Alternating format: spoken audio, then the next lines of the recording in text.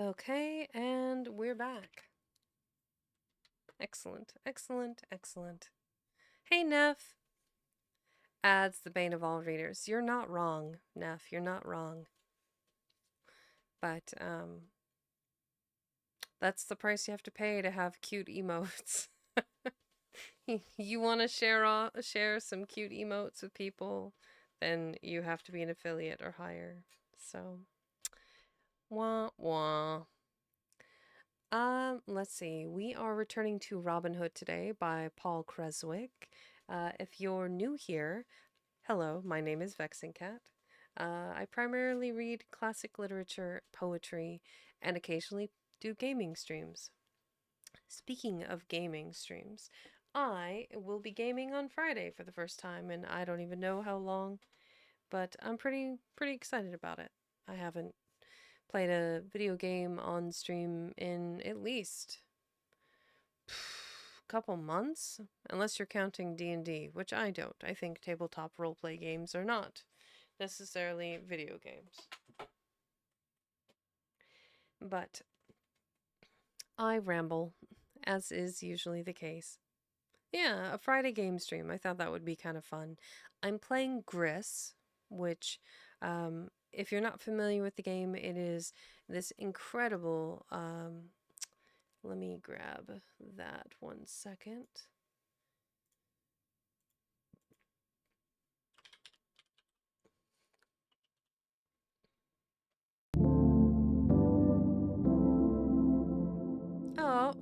Oh! Ella just traded with Gloria! 24 viewers. What are you doing? I'm rating myself. This is hilarious. Hi, oh my gosh. Ellie, what are you doing? I just started. Oni raid! It's a horny Oni raid. Oh my god. This is phenomenal. Thank you. Thank you so much for the raid.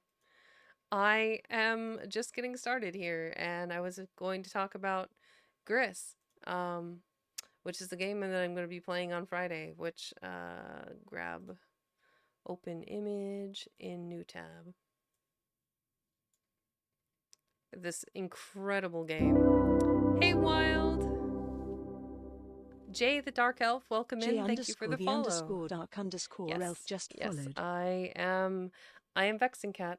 I am a reading librarian VTuber. I read classic literature and poetry, and I have a soothing voice, and hopefully you can relax and enjoy my content. I am currently reading Paul Creswick version of Robin Hood.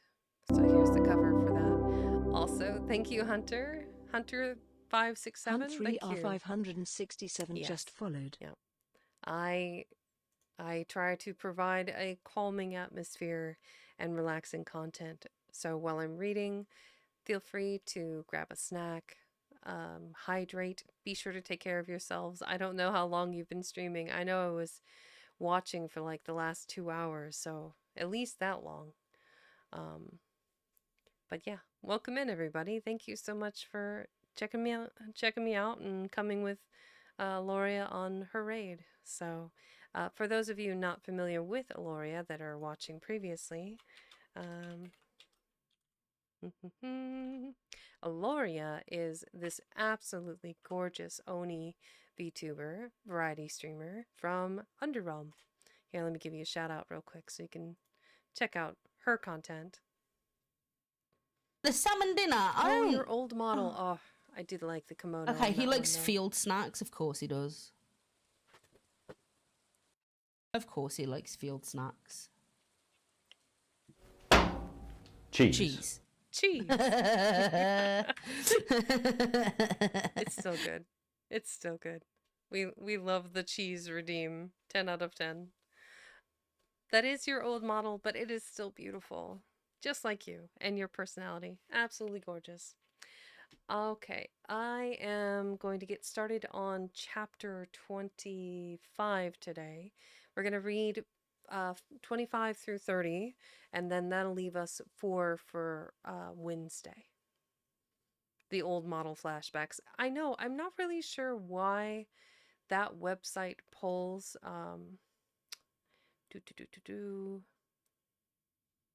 yeah, I'm not entirely sure where it pulls the data for those shout outs, where it gets the pictures or the old streams.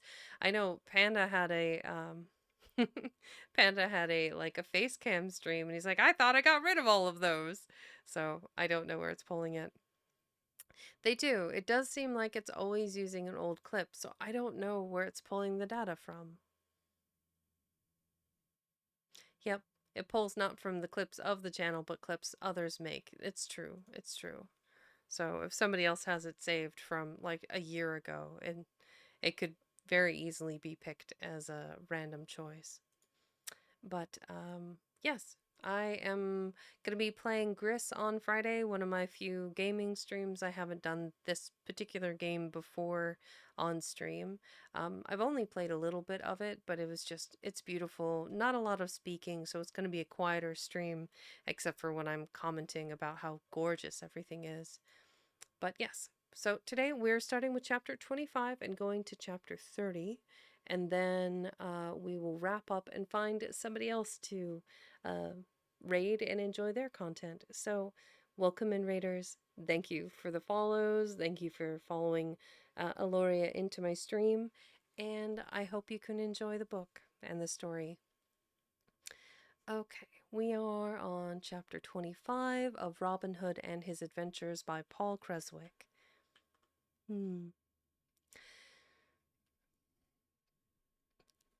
Days passed into weeks and weeks into months, and Robin Hood was still to seek.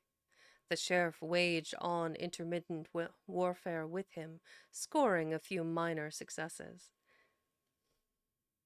Thanks for the head pats. Then Robin moved himself and his men farther afield. Many of the Nottingham apprentices and other roving spirits joined when they might with Robin and his band.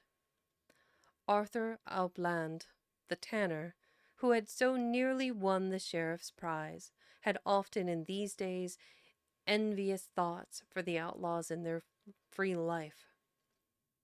Anything was better to his mind than oak bark and ditch water and the smell of half-tanned hides.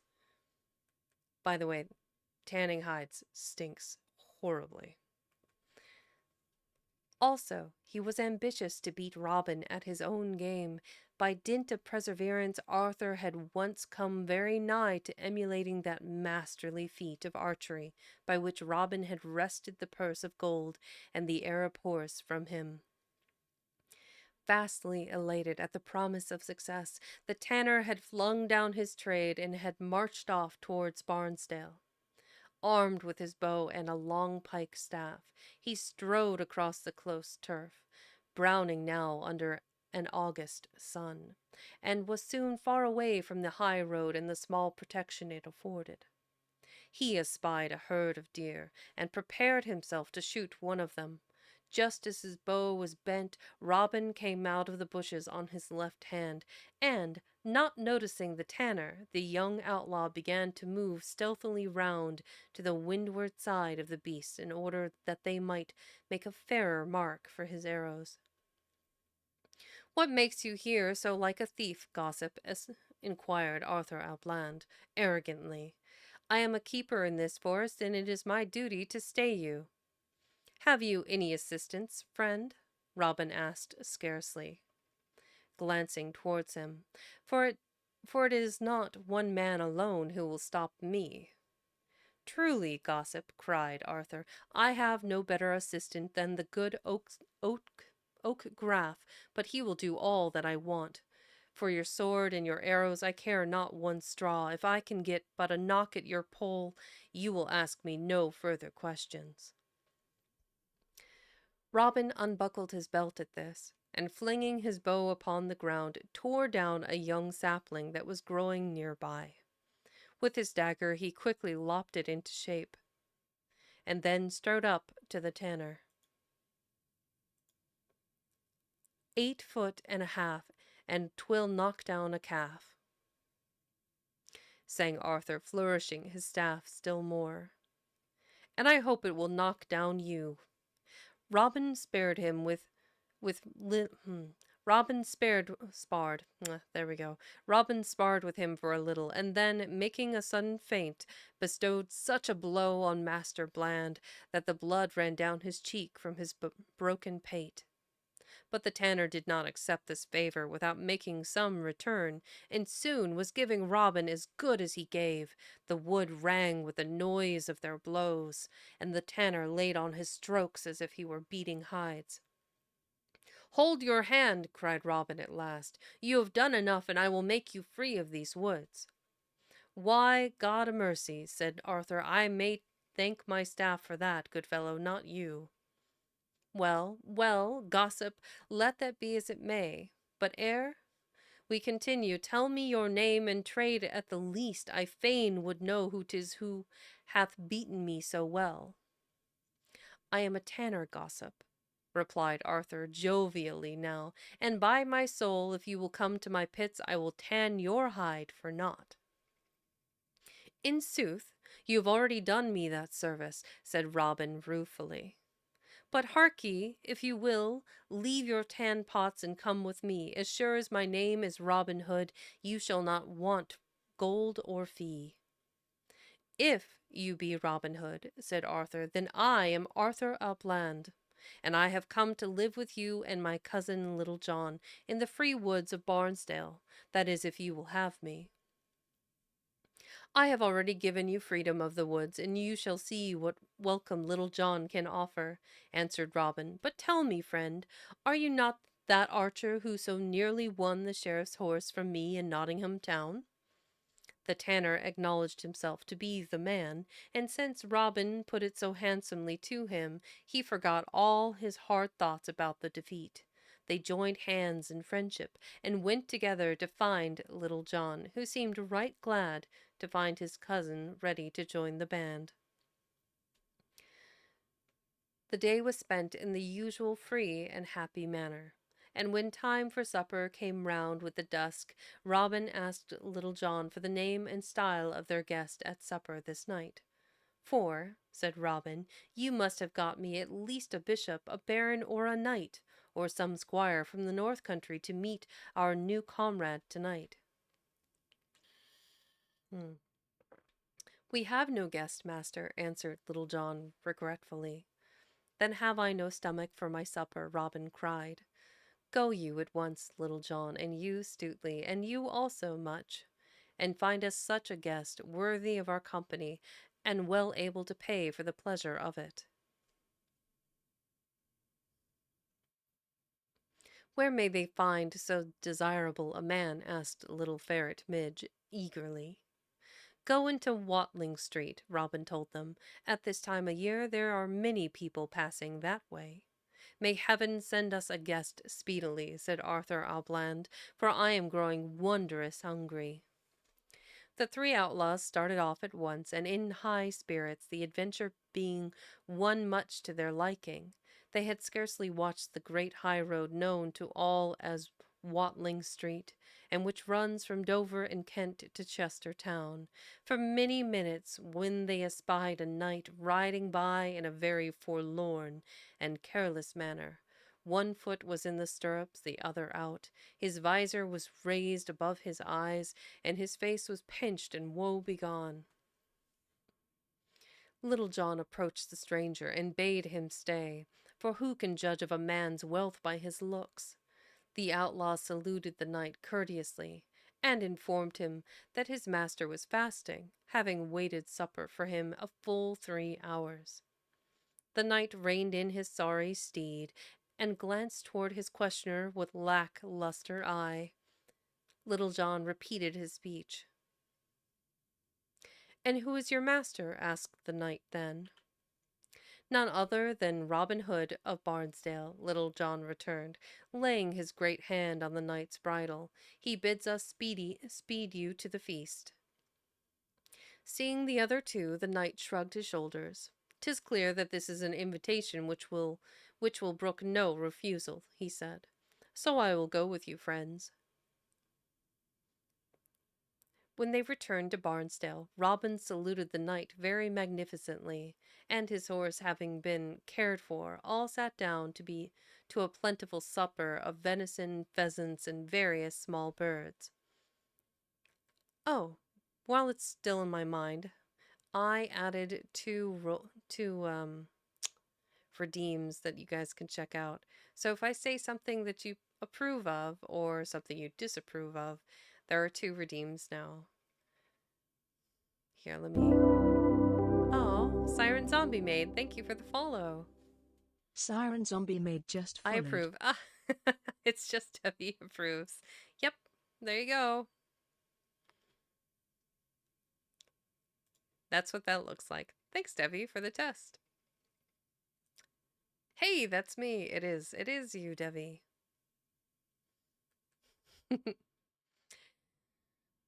After partaking liberally of the good cheer, the knight brightened up considerably, and declared that he had not enjoyed so good a meal for nigh 3 weeks, and he vowed that if ever Robin and his comrades should come to his country, he would entertain them with an equally worthy and honorable repast. I'm sorry. Should I just start calling you Dev? Dev-I? Dev-I. Dev-I! I can start calling you Dev-I. It is silly, though.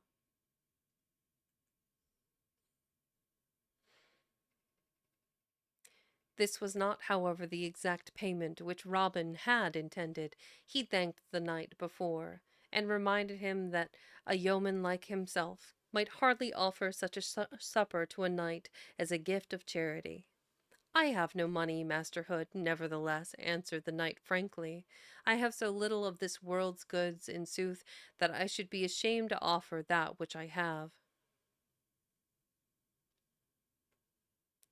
Money, however little, always finds a welcome from us, said Robin, smiling. Will you deem me too impertinent, Sir Knight, if I ask what moneys you have? I have, of my own, 10 silver pennies, said the knight. Here they are, and I wish they were 100 times as many. He handed Little John his pouch, and the big fellow soon had knowledge of its contents. It was, as the knight said, no more, no less. Robin filled his guest a bumper of wine, and made a sign for Little John to hand back the pouch. Pledge me, Sir Knight, cried the merry outlaw, and pledge me heartily, for these be sorry times. I see that your armor is bent, and that your clothes are worn. Tell me now, were you a yeoman and made a knight by force? Or have you been bad steward to yourself, and wasted your property in lawsuits and the like? Be not bashful with me, we shall not betray your secrets. I am a Norman knight in my own right, and I have always lived a sober and quiet life, the sorrowful knight replied. My father and his father and his father's father were all knights of the king, but as is often the case, friend Robin, rich men sometimes find their riches fly away from them, until within this last year I have contrived by dint of care and labor to live on the few hundreds of rent and the like which all fall to me year by year. But now I have only these 10 pennies of silver and my wife and children 3. Robin asked how his moneys had gone from him. I lost them through misfortune and naught else, the knight declared, sighing.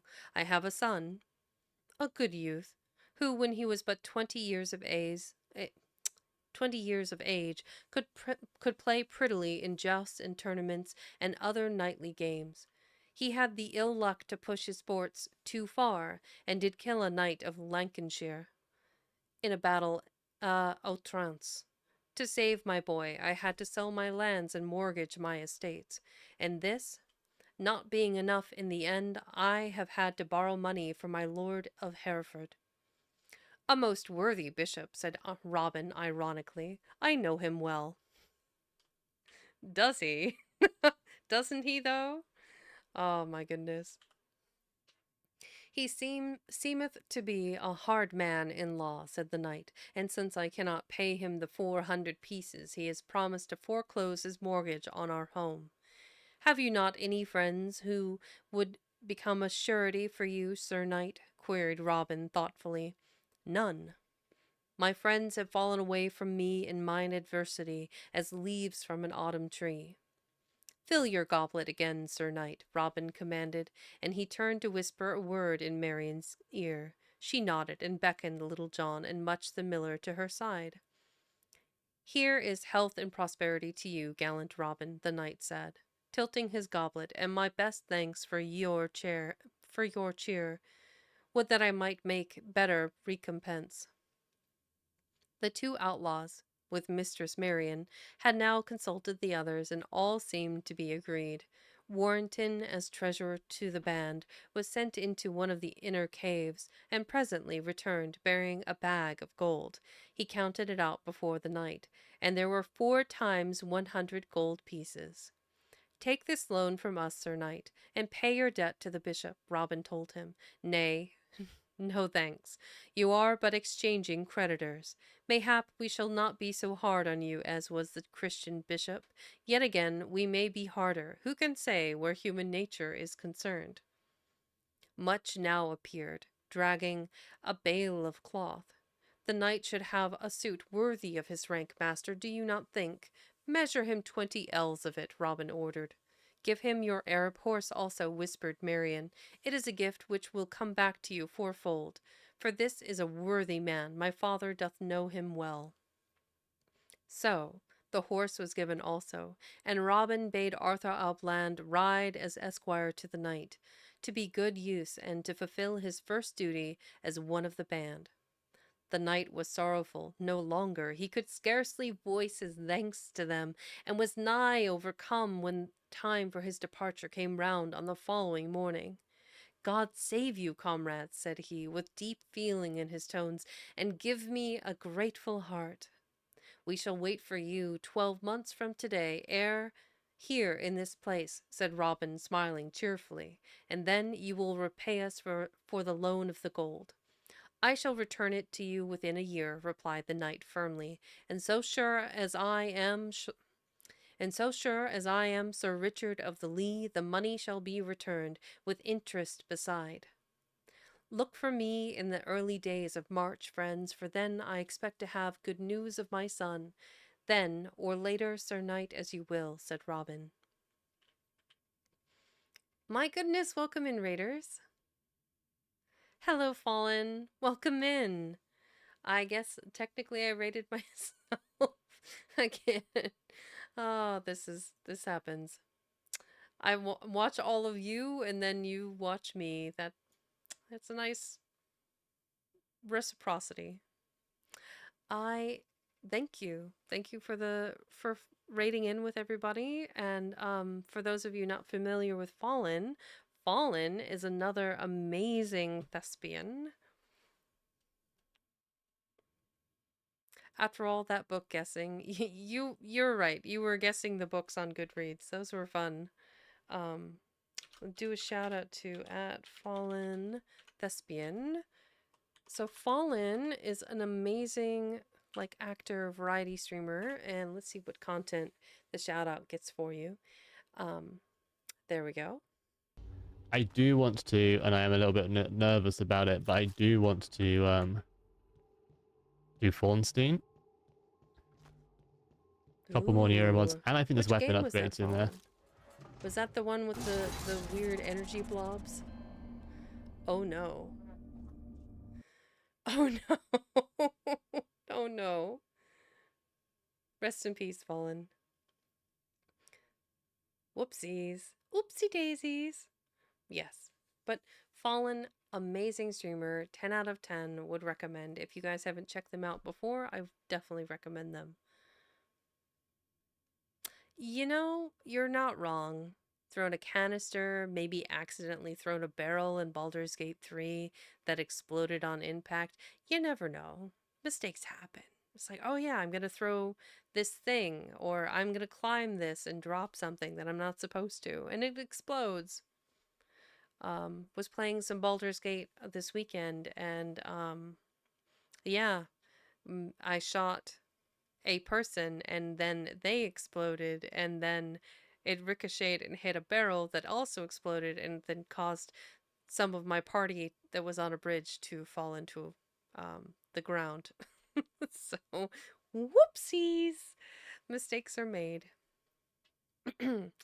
All right, we are in the last.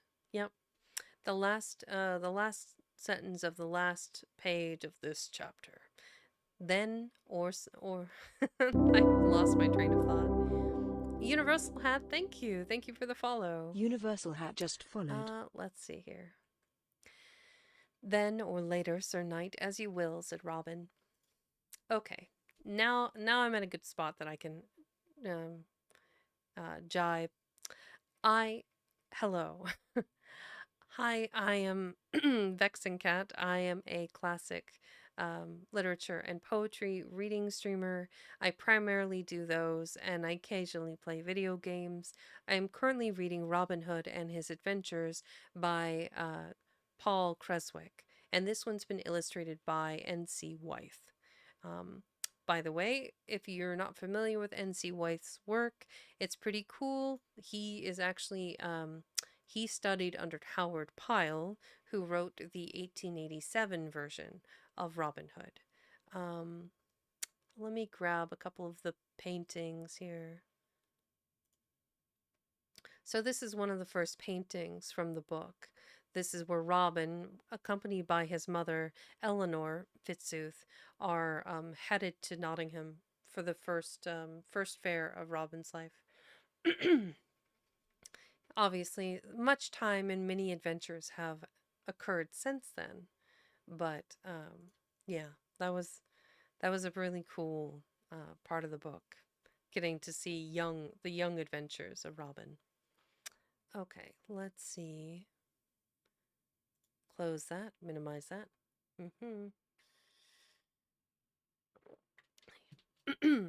All right. So, as a friendly reminder between chapters, hydrate, caffeinate, grab a snack, do whatever it is you need to take care of yourselves. And Fallen, you've been streaming, Aloria's been streaming. Take care of yourself. Relax. Do whatever you need to enjoy the story. And thank you for sharing your community with me. All right. Good time for a quick hydrate.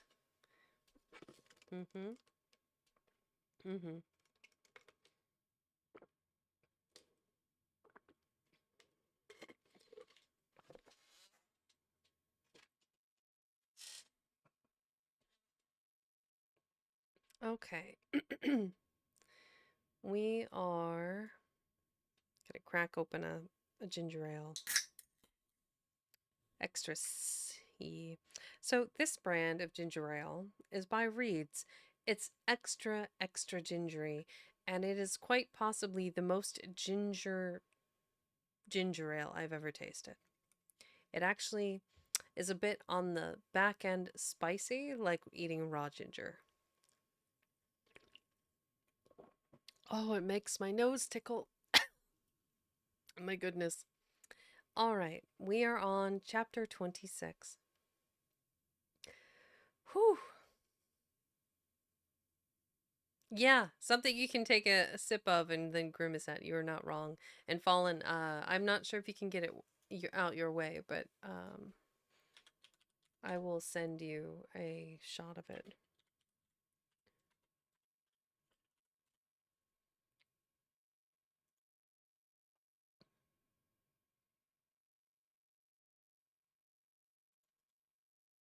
There we go. Go over here, grab that, drop that.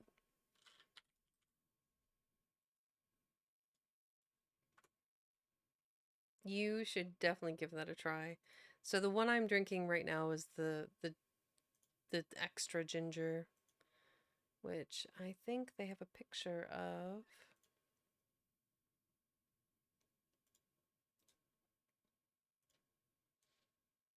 There you go. That is, I did not buy the 24 case for context. I have it was a 4-pack. But yeah, it is. First ingredient is like sparkling water. Second ingredient is cane sugar. Third ingredient is ginger. It is very ginger. Very, very, very ginger. Okay, back to it. Do do do. Enjoy your noodles.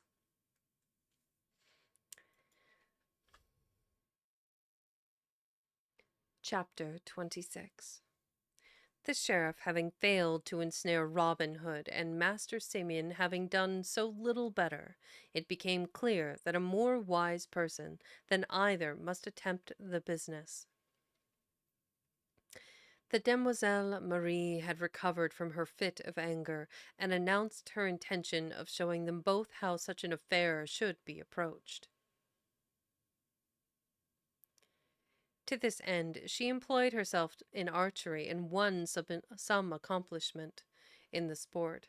Then she caused Master Fitzwalter's house to be searched thoroughly, and any writings of his to be brought to her. Mistress Monceux engaged her fingers neat, engaged her fingers next in a pretty schooling, teaching them to hold a pen as awkwardly as might Master Fitzwalter himself. So she produced at last a writing purporting to come from him to Maid Marian, his daughter. She wrote it simply and in few words. Drink water. Become moist. Noted. You got it. Moist. Yes, very, very moist. Extra spicy moist. Oh, God. Ugh. Terrible. This to my dear child Marian, from her affectionate father, Henry Fitzwalter, now in the court of St. James in London town. I send you all greetings and am well both in mind and spirit.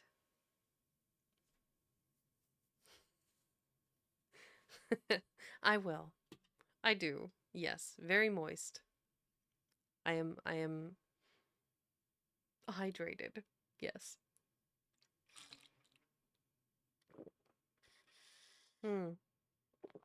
After this chapter, or when we go on our next break, I'll top up my water. I gotta save it. Gotta savor it.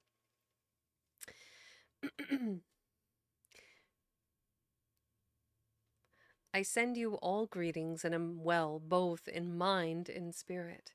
I pray God that he has kept you as jealously in my long absence from home. This is to tell you, dear heart, that after all I shall return to Nottingham, mayhap very soon, and that you are to provide accordingly. I have had tidings of you given to me by my Lord Bishop of Hereford, and now send you this by the hand of his man, who returns to Nottingham on other business of my lord's. I pray you to remain closely in Nottingham during my absence. Signed, Fitzwalter, Warden of the City Gates, the 25th day of August, 1188. The demoiselle Marie had made several attempts before she had succeeded in producing a letter so entirely to her satisfaction, and when she had sealed the above with the Fitzwalter arms and had addressed it, she felt such a glow of pride in it that she could scarce bring herself to part with the missive. At length she bade one of her maids fetch Master Simeon to her. When all delighted he stood before her, his love handed him the note. "Take this, dear fool," said she, kindly, "and bring it and bring it to the hand of the maid Fitzwalter. She is with the outlaws in Barnesdale, hidden in one of their deeps, no doubt. I care not how you give it to her, so long as you are speedy. I will send it by the hand of Roger, your father's cook. He is well acquainted with their hiding places." "That would be to spoil my plot at its outset," Marie answered cuttingly. "Gather your gather your wandering wits, and bethink you of some more likely messenger. Have you not someone in this town who can be trusted?" "I have the very man for it," suddenly cried Carfax. "There is a young knight, one who hath been exiled by the king for plotting with Prince John. He is the only son of our fiery neighbour Montfichet. He hath done secret work for the prince, and will do it again if he believes that he hath need for it. You are forever employed in doubtful business, said Marie crossly. I do not like your fiddling with Prince John. You may be sure that Richard will succeed to the throne, and then we shall see where your plottings have brought you. Richard hath already succeeded, said Carfax whisperingly. I had the news but an hour since. Old Henry of Angevin? Old Henry of Angevin is king no more. He is dead. And Richard, Carl de Lion, as the commoners do call him, hath gone to Palestine, all unbeknowing that he is king. So you think that John may seize the throne, sneered Marie Monsieur, unconvinced. Let it be, I tell you, Simeon. In any case, we must destroy these outlaws of Sherwood, or they will destroy us. If they be not exterminated by the end of this year, my father will cease to be sheriff. May the Lord forbid, cried Carfax, startled. Ay, and we shall be poor folk, Simeon, unworthy of you, no doubt, but that is not yet. Take this note, and send it how you will, so long as it comes to the girl's hands within 2 days. Carfax accepted the charge, and went into the lodgings of one who had entered the town within the last few hours. None other, indeed, than Geoffrey de Montfichet, who had brought Master Simeon the startling news of the king's sudden death. Geoffrey perceived that he might openly show himself now if the sheriff would but ignore the dead king's decree of exile passed upon him. He was sounding Carfax in the matter, and the wily go-between was temporizing in his usual way, trying to make some gain to himself out of one or the other of them. If you will but carry this letter to Mistress Fitzwalter, who is with thy cousin Robin Fitzooth in Barnesdale, Sir Knight, said Simeon plausibly, you will win the gratitude of the sheriff's daughter, at the least, and she doth rule the roost here, as I can tell you. 'Tis but a letter from Master Fitzwalter to his child. I know the woods, and will take the note, Geoffrey said. See to it that Monsieur does not move against me. His girl will tie his hands if need be, grinned Carfax. Ay, she can drive us all. God speed you, Sir Knight. It fell out that whilst Robin was walking alone near the high road to York, close to that very bridge whereon he had fought with Little John, he perceived a smart stranger dressed in scarlet and silk. Just as Robin espied this gay gentleman, and was marvelling at his daring in walking these woods so coolly, unattended by squire or guard, the knight deftly fitted an arrow to his bow, and, with a clever shot, brought down a fine stag. Well hit, cried Robin, who could never abstain from admiration of a good bowman. You have used your bow full well, Sir Knight. The Scarlet Knight turned towards Robin, and taking him for some husbandman or hind, called out in high tones, asking how he dared to speak to his betters in that insolent way. How is one to know one's betters, Sir Knight? Queried Robin cheerfully. A noble is not always known by his dress, but rather by his manners and his deeds. Your insolence shall be well paid for, returned the other, putting by his bow and drawing his sword. Without further argument, he approached Robin angrily and struck at him with meaning. Robin was too quick for him, however, and caught the blow upon the edge of his own trusty blade. After a few passes, Robin fainted, and catching the other unawares, dealt him a thwack with the flat of his blade. The scarlet stranger reeled under the blow. I find you are not so mean a person as I had thought, observed he, in a series of gasps. Yet even now 'tis not amiss that you should have a lesson. With that the two engaged heartily, and fought for nigh an hour, without either side gaining an advantage. At length he succeeded in pricking Robin on the cheek. Hast enough, fellow? A rest would be welcome, admitted Robin with a laugh. They called a truce, and sat down side by side beneath a tree. The The stranger eyed Robin thoughtfully, and Robin glanced back at him, with his suspicion slowly growing to certainty. Presently, "You are he whom they call Robin Hood, I take it," said the stranger, "although I do not know you by such a strange name." "It is my own name," replied the outlaw, "and I am proud of it. Are you not Geoffrey of Gamewell?" "That was my name, cousin, even as yours was once Robin Fitzooth, but now I call myself Will Scarlet. 'Tis a whimsy, but since Geoffrey Montfichet has a bigger price on his head than I could afford to pay, why, I have buried him under a prettier name. But tell me, why are you dressed so plainly? On my life, I did not know you when first we met." "A man should have clothes to suit his work, cousin," argued Robin, "and 'tis a wonder to me that you should have been able to kill yon stag with such a wild colour upon you. Howbeit, thy arrow was shrewd enough, and I'll say no more than to tell you how well pleased I am to have fallen in with you again. Here's my hand in all true affections, cousin Scarlet, and mine, cousin Hood." They carried the stag between them to Barnesdale, and Robin learned that his cousin had a letter with him for Marian. When Robin heard who had given it to Will Scarlet, his suspicions were immediately awakened.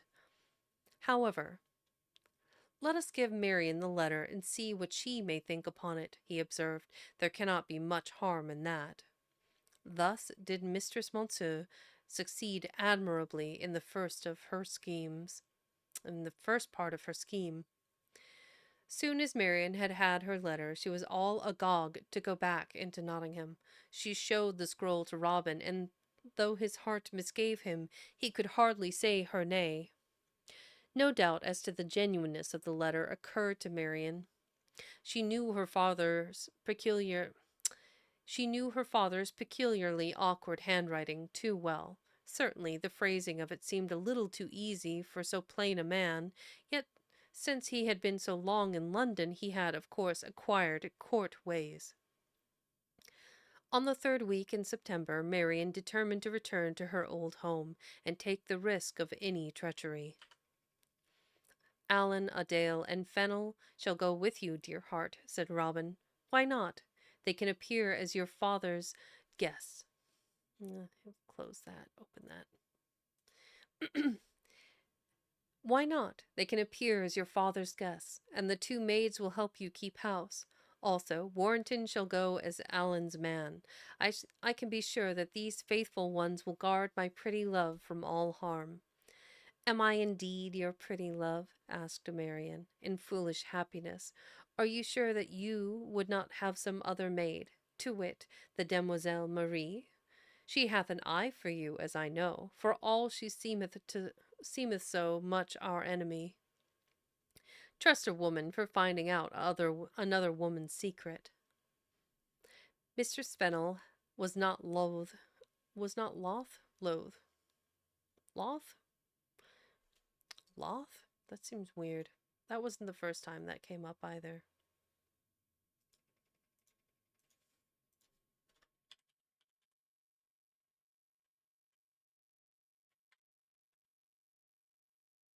A variant spelling of loathe.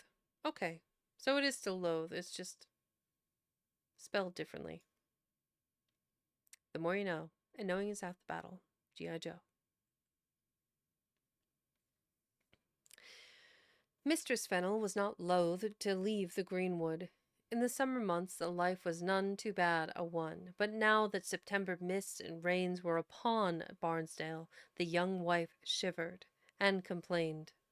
"Hereford is the only one we need fear, after all," Allan admitted. "Your old baron would never look for us in Nottingham." "And the bishop is in London," said Marian, showing her letter. "See what my father saith." Therefore Robin and his men were left to their own devices in the matter of cooking and kitchen work, soon as September's 3rd week had come and gone. Allan a Dale, Warrenton, the 2 girls, and their 2 maids all travelled into Nottingham on the best horses that the outlaws could provide, under escort so far as Gamewell. They were secretly watched into the town. that Robin might be sure no one attempted any treachery. It was arranged that Alan should come himself to Gamewell and seek the squire's friendship on some near occasion. On some near occasion. Then he might tell the old man about Marian and how she had left his roof. Montfichet would not be vexed with her, Marian felt. If he were, she would come herself and coax him. Also, either Alan or Warrenton would find means to send Robin news of the household, and tell him whether Fitzwalter returned as the latter promised. I should say letter. Whatever. So all safeguards that Wit could devise were taken, and Robin, having kissed her little fingers very tenderly, left Marian with her cortege upon the road by Gamewell, and having satisfied himself that all had gained safe entrance to Nottingham, journeyed back to the caves at Barnsdale with quiet mien. His heart told him to suspect some evil plot, yet where could he find one? Scarlet, his own cousin, had brought the letter, and Marian had recognized the writing. Oh, how dull the caves and the woods seemed without her! Tuck and the miller had employed themselves in cooking them all a royal dinner, and Stuteley tried his best to lighten the gloom. Robin laughed with them, and sought to hide his grief, feeling it to be unmanly. Oh, I should probably adjust that. Let me fix that. Whoop. Whoa.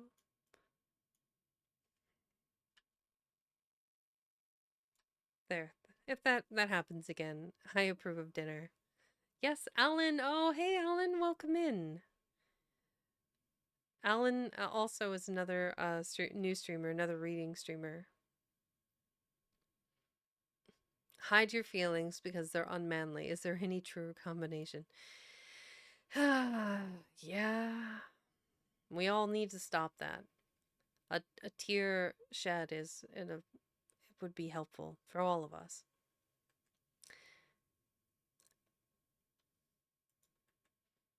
Robin laughed with them, and sought to hide his grief, feeling it to be unmanly.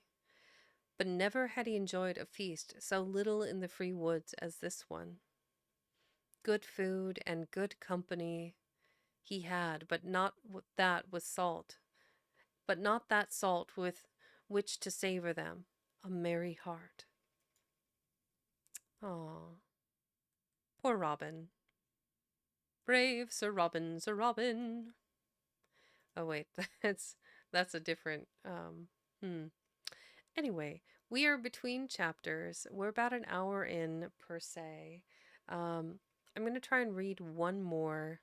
Then we'll go on a short break. And when we come back, we'll read the rest of the chapters today, which are, we're on chapter 27. Aw, thanks, Debbie. Yep, it says Debbie. Devi. Let's just say Devi from now on for the game. Oh, man. It's so funny. I guess it's the way I'm pronouncing Devi. Devi.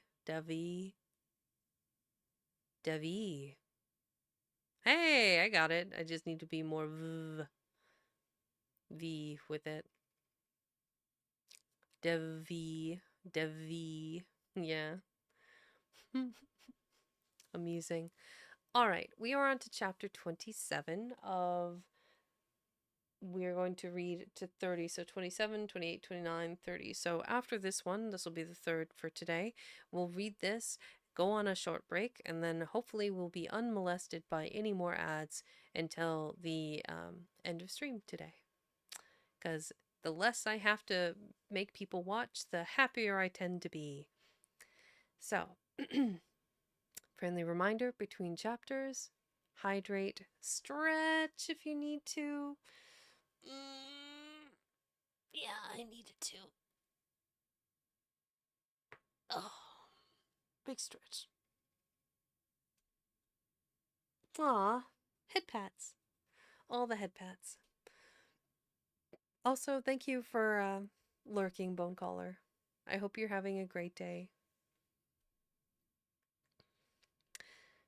Chapter 27. The autumn ripened into winter. Alan found means to send Robin news of them often. Master Fitzwalter had not returned, but had sent another letter saying that he would do so ere long. They all were happy and unmolested in the city. Of the sheriff and his daughter they had seen nothing. That Warrenton was well, and that they had gotten them a man-cook and other servants. Marian wrote little crabbed messages to him. Brief and ill-spelt as they were, they became Robin's chiefest treasures. Marian forbore making any attempt to see her love, for fear that she might be watched and followed, and so bring about Robin's capture. She fretted sorely at this restraint placed upon her by Alan's more prudent hands.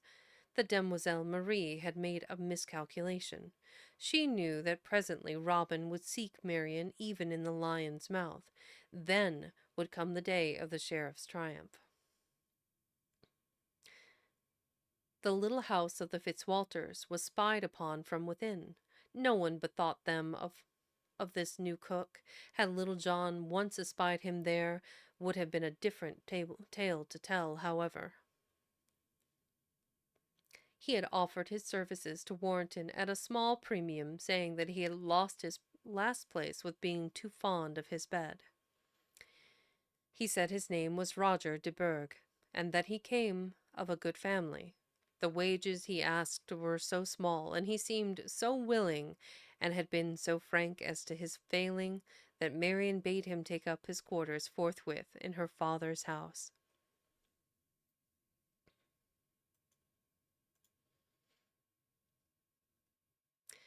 Life passed uneventfully for them in the Fitzwalter household. It was neither happy nor unhappy.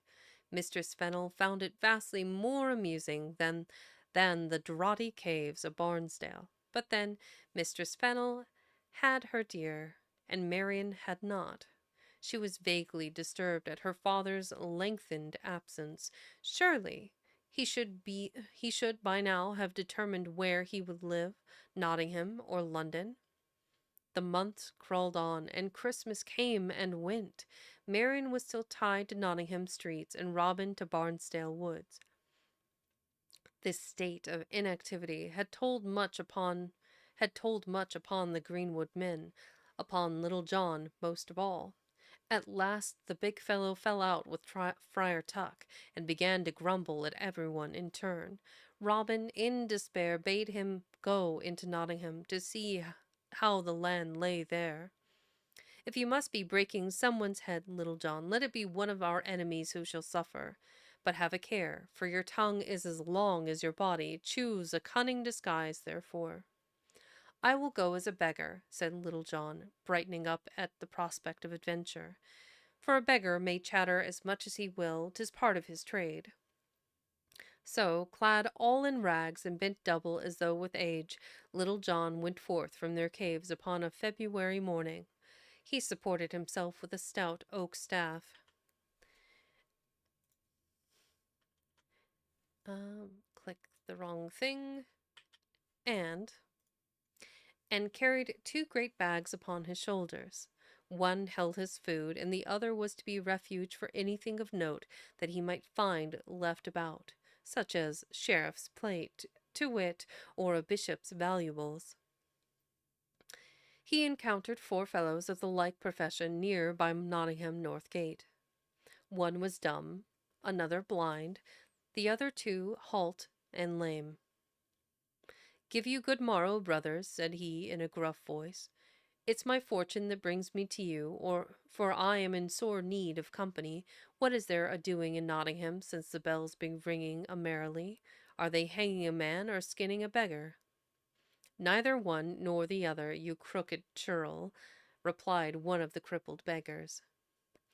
The sheriff is returned from London with his daughter, and the folk are giving him a welcome such as you will never have from the city. Stand back, for there is no room for you here. 4 of us, as it is, are too many, and we have come here to settle who shall go on and who turn back. And how will you settle such a knotty point, gossip? Marry, with our sticks, retorted the beggar threateningly. But first we will dispose of you. And he made a fierce blow at Little John. If it be a fight that your stomachs are yearning for, why, I am the man for you all, Little John said at once, and I will beat the 4 of you heartily, whether you be friends or enemies. Then he began to twirl his staff right merrily, and gave the dumb fellow such a crack upon his crown that he began to roar lustily. Why, I am a doctor, then, since I can cure dumbness, cried the outlaw. Now let me see whether I can mend your broken leg, gossip. And he cut the first cripple so suddenly across the shins that he dropped his staff and commenced to dance with pain. Now for your eyes, friend. But the blind one did not wait for the cure. He took to his heels forthwith, running surprisingly straight. The other lame one ran after him full as fast. Little John caught them after a short chase, and dusted their rags thoroughly. Give you good day, brother, said he, then, well satisfied. Now I am going to welcome the sheriff, and, as you say, Nottingham is too small a place for all of us. Therefore, speed you towards Lincoln. 'Tis a pretty town, and none too far for such strong legs. His flourishing stick spoke even more eloquently. The 4 of them shuffled away speedily, sore in their minds and bodies.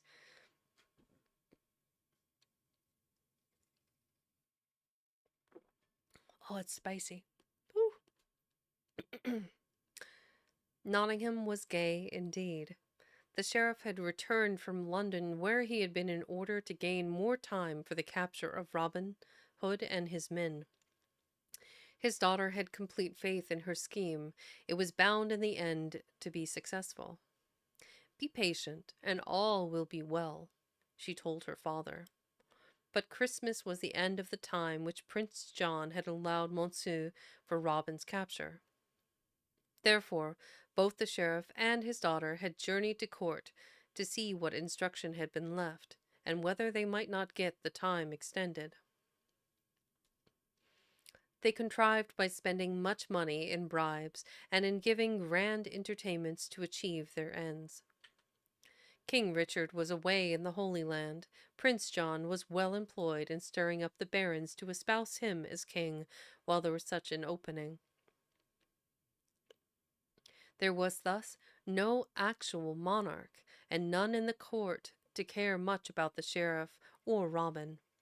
Those high in authority accepted the sheriff's bribes and bade him take till doomsday. Squire Montfichet, who was, as we know, a staunch supporter of the old order of things, would recognize no other king than Richard. As a matter of fact, the old man had no great love for him, but he was, after all, the true king, and Montfichet threw all his weight into the scale against John. The Saxon nobles were also active, feeling that now was their chance to recover power.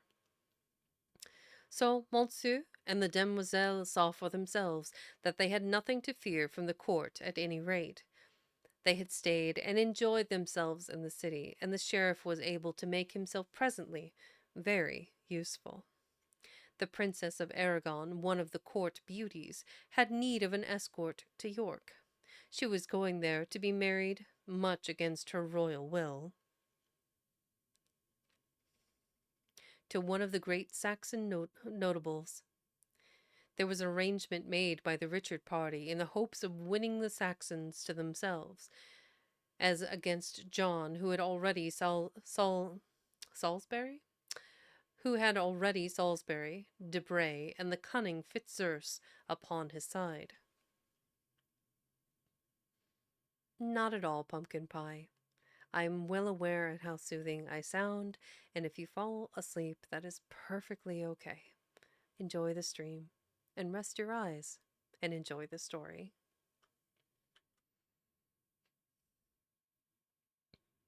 The sheriff had arrived with his train in great state just as Little John entered Nottingham.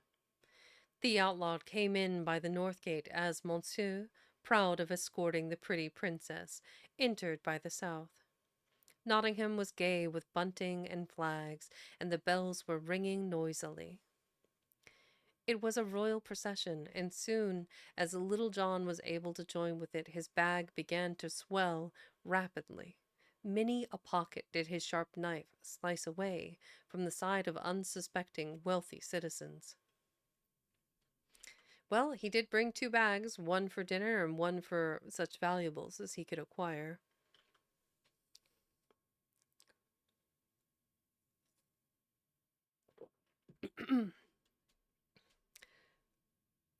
Sports were held in the fields, and the beggar had a merry time of it.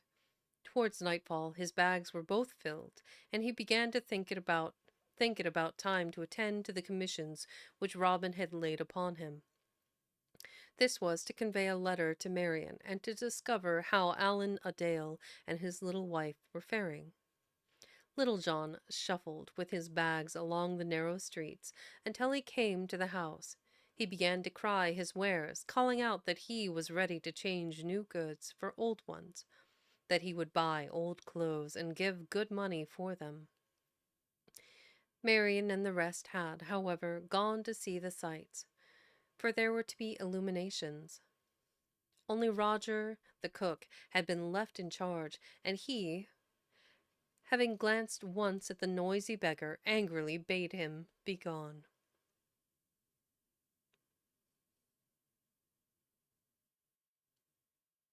There we go. Little John only shouted the louder, and the cook furiously flung to the casement windows. The beggar passed by the house slowly, still calling "Old clothes!" as if he had not even noticed the angry cook. Yet Roger's few angry words had awoken sharp recognition in Little John. "By my rags and bags," muttered he, amazed, "this rascal needeth much killing." The scene in the sheriff's kitchen arose before him. "This time I will fling you into the river, Master Roger, be sure of it. I wonder what evil hath brought you to this house of all others. If, by chance, you have harmed any one of them, vengeance shall fall upon you swift and deadly." A thin rain had commenced to fall, and so the beggar turned back. The house was dark and silent. The beggar stopped in front of it uncertainly, grumbling under his breath at the driving rain. Just as he was about to move towards the door, the click of its latch warned him to jump back into the shadows of the next house. The white face looked out of the Fitzwalter home, stealthily, peering right and left. Little John crept farther into the shadows. The cook came out into the wet road. He seemed to be scared and troubled. After a moment's pause, he returned to the house, entered it silently, and Little John heard the latch click once more. "Now what mischief is in the air?" thought Little John. "Some knavish business, doubtless, or my friend Roger would not be in it. By my faith, I do mistrust that man." He went back into the middle of the road with his sacks, and commenced crying his wares afresh. Almost at once Roger opened the door again. "A murrain upon you, noisy rascal!" he called. "Can you not be still?" "Ay, truly, as it pay me," answered Little John, lurching towards him as though he were tipsy. "Can I strike a bargain with you, gossip?" "What have you in the sacks, beggar?" "Everything in the world, brother. I have gifts for the rich, presents for the poor." "Have you anything fit for a cook?" asked Roger. "I have a basting spoon and a spit." "I will give you meat and bread, much as you can carry, if you have such a spoon as my kitchen lacks," whispered Roger. Little John dived his hand into a sack and brought out a silver ladle, which he had stolen from a shop that day. Roger took it eagerly, and his fingers were icy cold. "Put your sacks down by the door, dear gossip," said Roger after a moment's pause. "Here, they will be out of the rain. I must go within to examine this ladle." "Have you not a tankard of ale to give me?" begged Little John. "I am worn with the day." "Enter, friend," Roger said then. "Tread lightly, for fear we disturb my folk." He took Little John into the dark passage. "I'll bring your sacks in for you whilst you are here," continued Roger very obligingly, and before the other could say him yea or nay, he had pulled the sacks into the house and had closed the door tightly. It was very dark, and Little John thought it only prudent to keep his fingers on his knife. He heard the cook rustling about near to him, and presently came a faint sound as if one of the sacks had bulged forward and shifted its contents. "Hasten with the ale, good friend," whispered Little John, hoarsely. "I feel mighty drowsy in this close place. Soon I shall be asleep." Roger's voice answered him then softly from the end of the narrow hall, and almost at once the cook appeared with a lantern. He came creaking over the boards, and handed Little John a mug of beer. "Your ladle is of the right sort, dear gossip," he announced, "and I will give you a penny for it." 20 silver pennies is my price for the spoon," answered Little John, tossing off the ale at a draught. "Give it to me, brother, or return me my spoon. I do not find your ale to my taste," he added, wiping his mouth. Roger opened the door roughly. "Then begone, ungrateful churl," he cried, forgetting his caution. He tried to push Little John roughly out into the night. "What? Would you try to steal my bags?" roared Little John, suddenly snatching hold of Roger by the scruff of his neck. "You villain! You rascally wretch! You withered apple!" He tossed and shook Roger like a rat, and finally flung him into the center of the muddy road. "Help! Help!" screamed the cook at the full pitch of his voice. "Help! A thief! A thief! Help! Murder! Help!" His cries at once attracted notice. The dull, dead street became instantly alive. With an angry exclamation, Little John dashed into the passage, seized up his bags, and fled, stepping upon the writhing body of the cook as he ran. Little John turned the first corner at top speed. 3 men rushed at him with drawn swords. He swung his bags right and left and felled 2 of them. The third he butted with his head, and the man asked no more. Under the wet, driving night, Little John ran. The bags sadly impeded him, but he would not let them go. He darted down a little court to avoid a dozen clutching hands, and fancied he had now safety. He paused, drawing in his breath with a sob. The race had tired him terribly. The court was all dark, and his pursuers had overshot it. Next instant, however, they recovered the scent and were upon him full cry. Little John, snatching his bags, dashed up to the end of the alley. There was a door, which yielded to him. Next instant he had plunged into the open, lighted space before Nottingham Castle, into the midst of a shouting throng.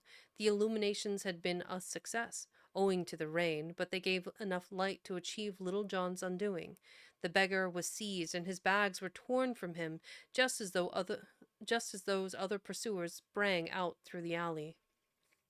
"He hath robbed a house and killed a man," shouted the foremost. "Hold him fast and sure." "Nay, I have killed no one," cried the giant, struggling hopelessly and desperately. "Take my bags an you will. I was but bearing them to my master." "Pretty goods to be carrying, indeed," said the voice, as someone turned one bag upside down. Onto the hard, wet stones rolled a number of things collected by this industrious outlaw: pockets, daggers, purses, knives, pieces of gold, and pennies of silver, a motley company of valuables.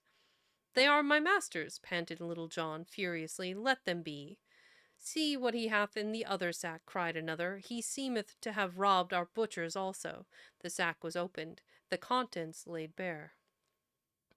A sudden silence fell upon the crowd, a silence of horror and hate. Then 1,000 tongues spoke at once, and Little John, frozen cold with loathing, saw under the flickering lamps a dreadful thing. Out of the second sack had fallen the limbless trunk of a dead man, cold and appalling even in this uncertain light. A head, severed through the jugular arteries, rolled at his feet, grinning and ghastly. "'Tis Master Fitzwalter," whispered one in a lull. "Dead and dishonored!" The clamor became deafening. and Little John felt his senses failing fast. He was beaten and struck at by all. They tore at him and cursed him. Their blows and their rage were as nothing beside the thought of that awful thing upon the ground.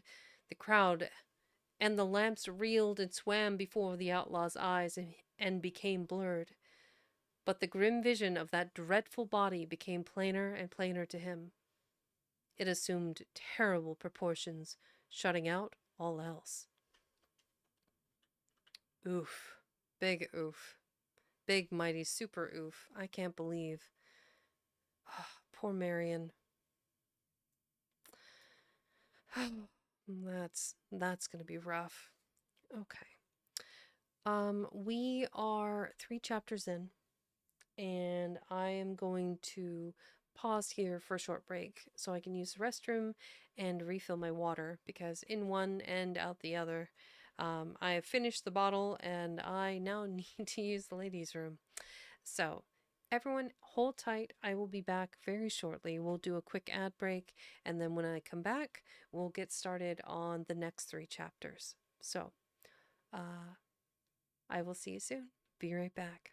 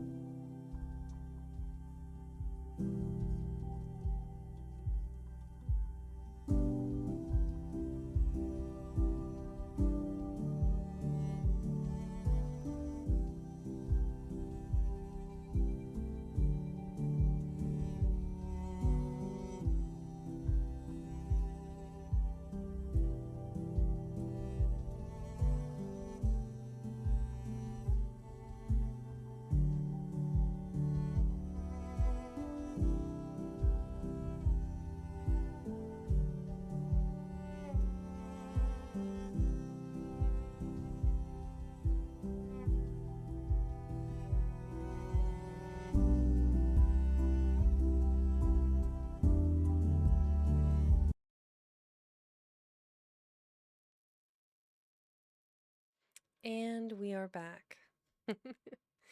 All right, so we are starting chapter 28. So this is kind of our midway point for today. Wednesday will be a little bit of a shorter stream just because it is 31, 32, 33, 34 chapters plus an epilogue, which is kind of longer. Let's see here. Right point. There.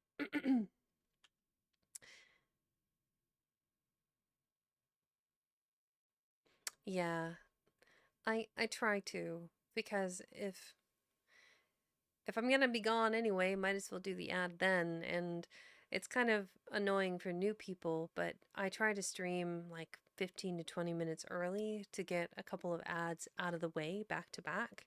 And so that way, when I start on the hour at 6 p.m. EDT, I can start and be unmolested for at least an hour and a half. And yeah, that's what we try for. Well, it can go either way sometimes. Okay, we are on to chapter 38, and I hope everyone has their hydration and their snack and whatever it is you need to be comfortable and enjoy the stream. Chapter 28. As the days sped on and nothing was heard of Little John, Robin began to grow more and more anxious. He made up his mind to go himself into Nottingham and there see Marian and discover, and, if need be, rescue his faithful herdsman. All the Greenwood men were against him in this, however, and for once had their own way. "Let me go, master," began Stuteley, "for my life is of little account compared with yours." "I will go," said Scarlet. "There is no such animus in the sheriff's mind against me as he hath against the rest of you. I can ask for Master Carfax, and he will perforce treat me fairly." "I am not so sure of it," said Robin significantly. "I would not trust Master Simeon farther than a rope would hold him. Still, what you say is fair enough, cousin, and if you will go into the city for us, we shall be grateful. For my part, I would dearly like to accompany you." "Your duty is here," answered Scarlet. "Rely on me. I will find out what hath chanced to Little John, and will also attend Mistress Fitzwalter." With Scarlet, Will Scarlet started at once, and bore himself so well that he made sight of Gamewell within 2 hours. He paused for a moment without his father's house, regarding the old place with half-scornful eyes. Then, "What is to be must be," said Will to hearten himself. He walked on toward Nottingham meditatively. If he could have met old Gamewell then and there, he would have stopped him and asked his forgiveness.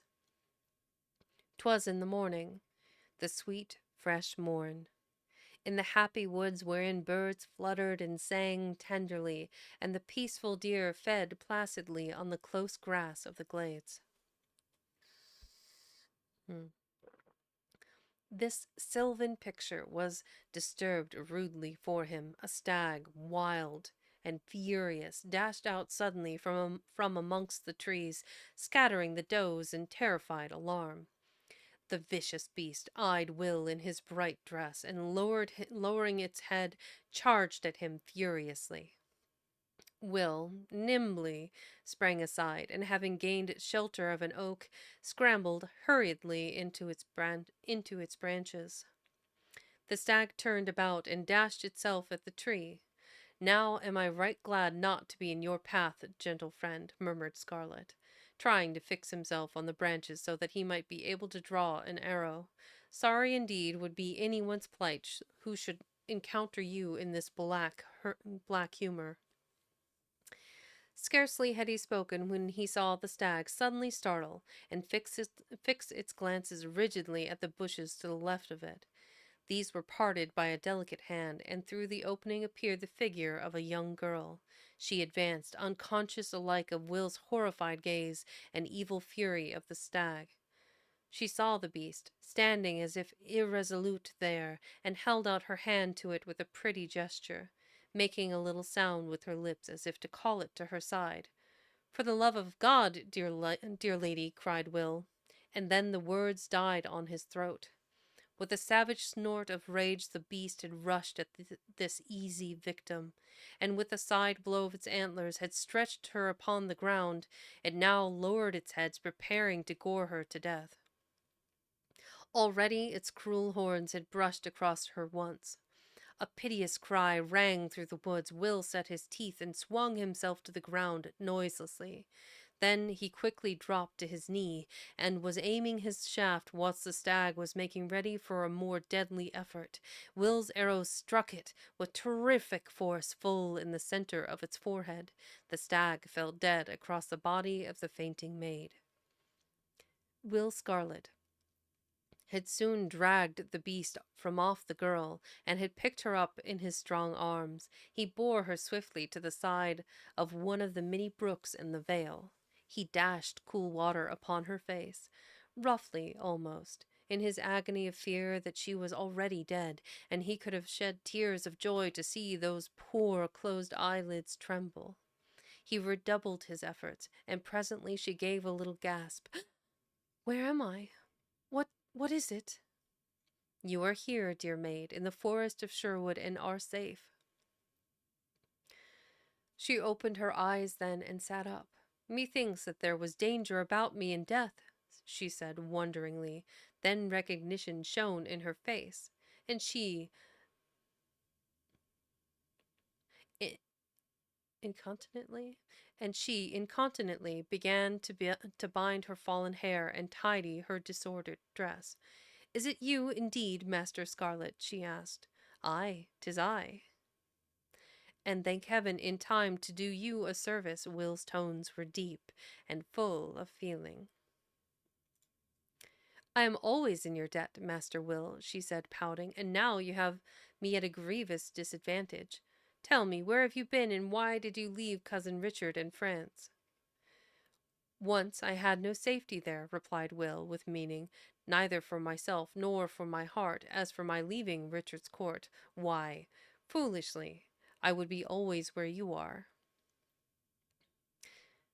"So you have followed me, then? Is that what I am to believe?" The maid smiled. "I will confess I did not know that you were come to London, and I was glad, Will, for I have not too many friends in England, nor have them now, it would seem. But why was there no safety for you in London, and where have you hidden yourself of late?"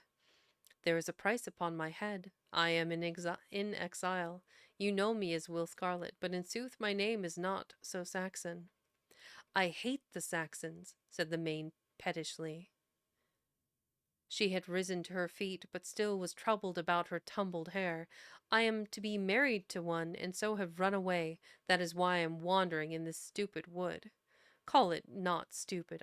It hath brought you to me once more," whispered Will, taking her hands. "And so you do not love this man after all. Is it so? Had I but known." "Didst leave London because of that?" asked she lightly. "Aye, but men know how to cozen us. I'll not believe a foolish thing, not if you were to tell it me 1,000 times." "I'll tell it to you once, sweetheart. I did leave London because I learned that you were to be married to another. Life had no more to teach me than that one thing, and it was enough. For what was left for me to learn? I had loved you, and loved you so well, and had loved you in vain." "Had loved well? Is thy love so small, then, that it burns out like a candle within an hour? I had believed—" But Master Scarlet suddenly took this wilful maid to his heart. "I do love you, oh my dear, with all my body and my life, till the end of ends, in waking and sleeping, and so I pledge my troth." She struggled out of his arms. "I am encumbered with wild beasts at each step," cried she, all rosy and breathless. "One would kill me for blind rage, the other for love. Oh, I do not know which to fear the most." There, you may kiss my hand, Will, and I will take you for my man, since it seems that I am to be married whether I will or no. But you must carry the tidings to my Saxons in York, and beshrew me. I hope he will not take it too hardly for your sake. And yours also. Scarlet was holding her again. I like you well enough to be sorry if he should hurt you, said this teasing little princess. She looked up at him and then dropped her lashes. Do you truly love me, Will? For truly do I love you. And so the Princess of Aragon elected to marry Geoffrey of Montfichet, notwithstanding the politic choice of husband made for her by the wise old men in London town. They walked on together towards Nottingham quietly, and in deep content with the world. They encountered a stately little cavalcade near by the gates of the city, and knew themselves observed ere they could hope to avoid them. Putting a bold face on it, the lovers stood on one side to permit this company to pass them. An old man, richly dressed, came first, followed at a respectful distance by 6 horsemen. The princess watched them in happy indifference. Her frank glance roved from one to the other of the would-be steadfast faces before her. She turned her head to gaze again at the absorbed old man who led the company.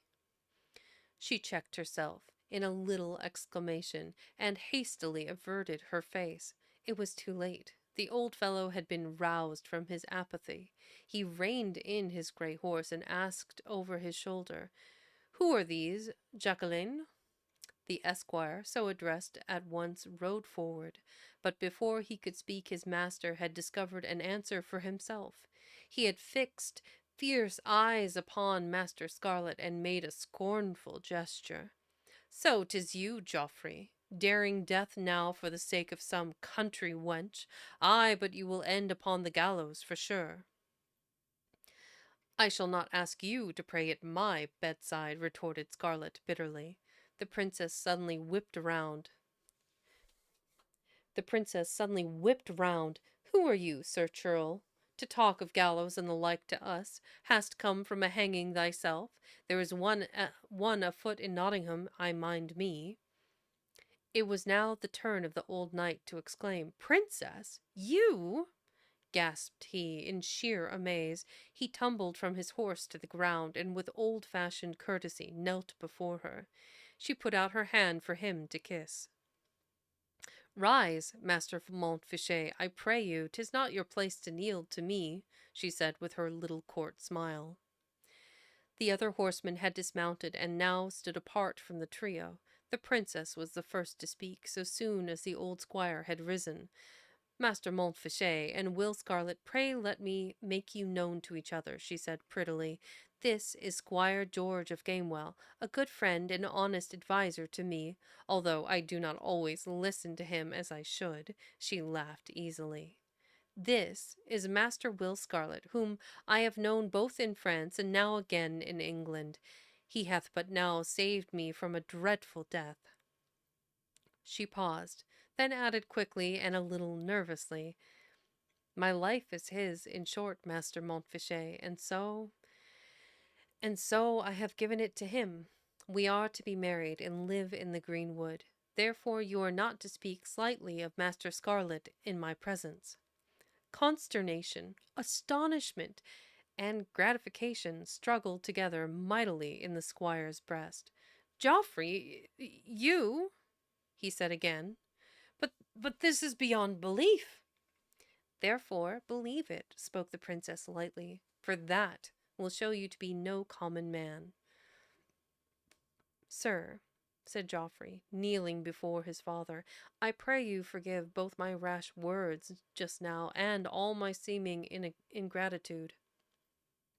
I am very fain to be friends again with you, and I do swear to be more dutiful in the years to come. Will you take my hand?" "Ay, freely as it is offered.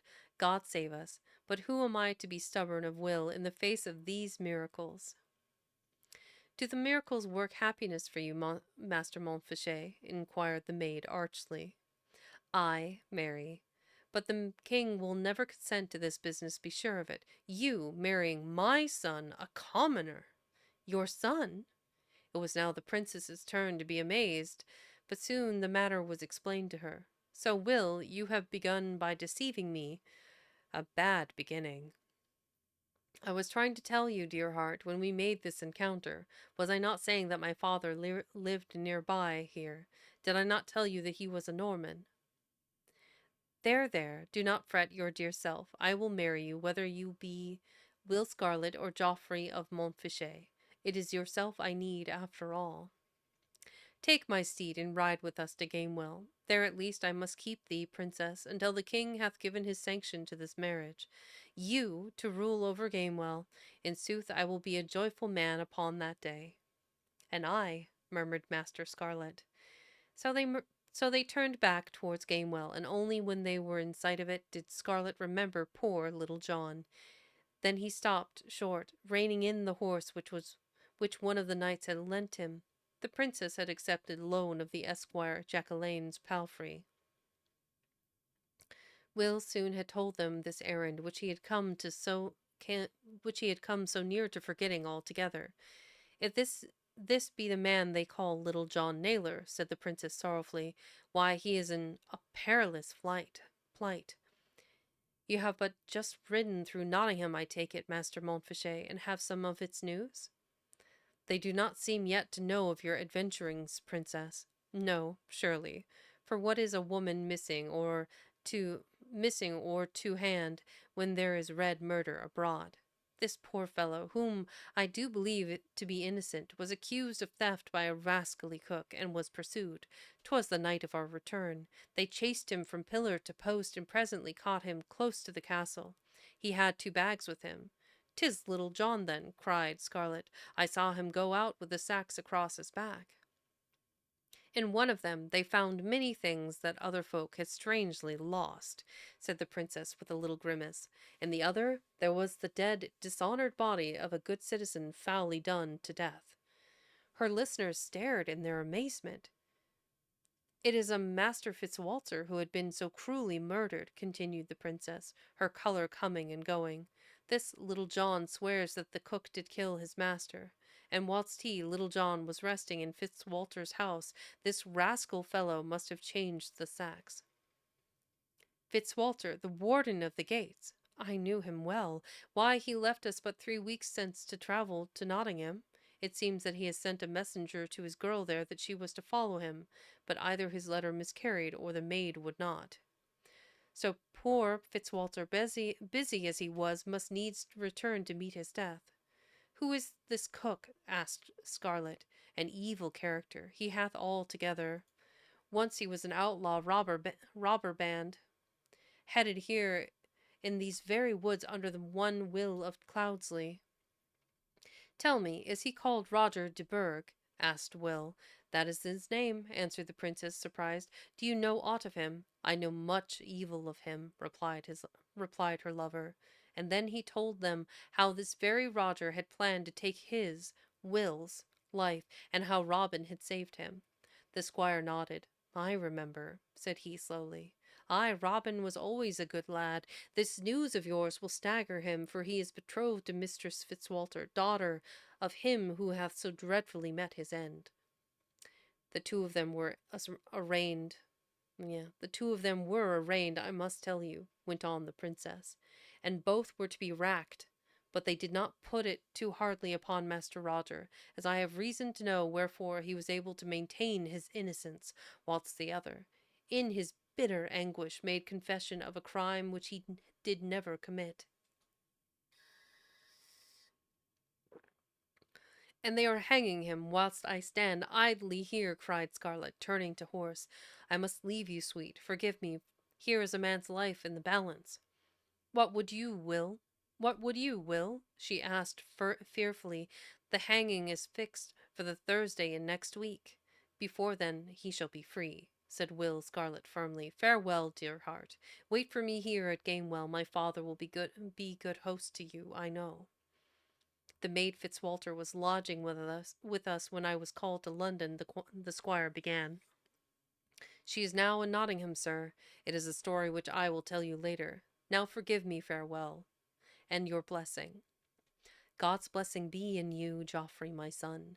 And the squire, said the squire, it was the first time for many years that he had been called Geoffrey by that name.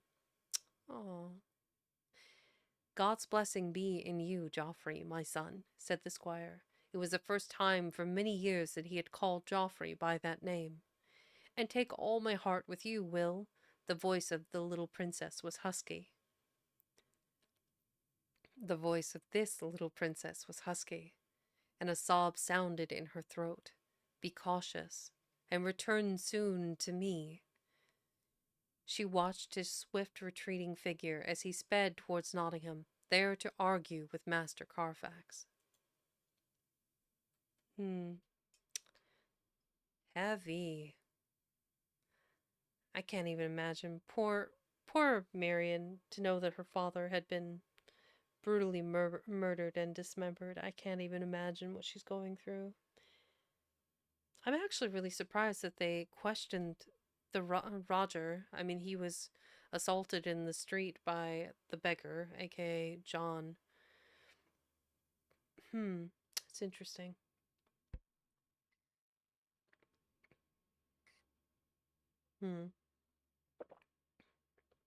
All right.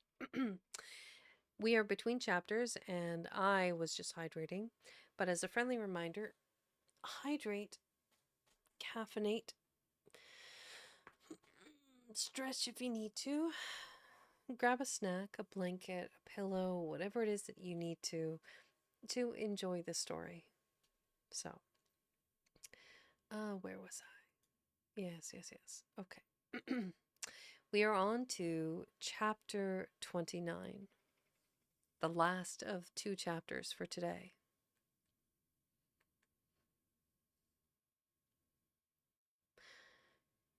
The day after Scarlet's departure found Robin in frantic mood. 2 emissaries had he sent out to gain news of Marian, and neither had returned. He had had now no direct tidings of her for nigh on 3 months. Little John's silence, too, disturbed him. Robin determined that he would see Marian, at least this day, or die in the attempt. So, notwithstanding all that the rest could urge, their leaders started away on foot towards the city. He walked quickly, and his mind was so filled with dreadful thoughts that he exercised little of his usual care. Emerging suddenly upon the high road, he plunged almost into the arms of his enemy, the Lord Bishop of Hereford. It was too late for Robin to retreat, and he was too far away for him to wind his horn in the hope of rousing his men. The bishop rode at the head of a goodly company and had already espied him. About a mile away, near by the roadside, was a little tumble-down cottage. Robin remembered it and saw his only chance of safety. At once he doubled back through the underwood, much to the surprise of the bishop, who thought he had truly disappeared by magic. In a few minutes Robin had come to the little cottage. The owner of the place, a little crabbed old woman, rose up with a cry of alarm. "'Tis I, Robin Hood. Where are your 3 sons?" "They are with you, Robin. Well do you know that. Do they not owe life to you? Help now repay that debt," said Robin in a breath. "The bishop will soon be without, and he has many men." "I will save you, Robin," cried the old woman, bustlingly.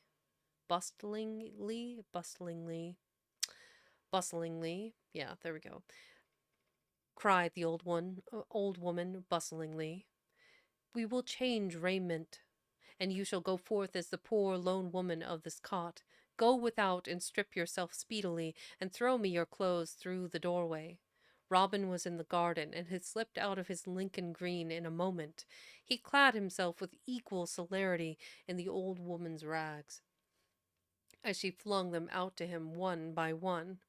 The bishop perceived an old decrepit woman hobbling across the road as he with his company came hastening down it.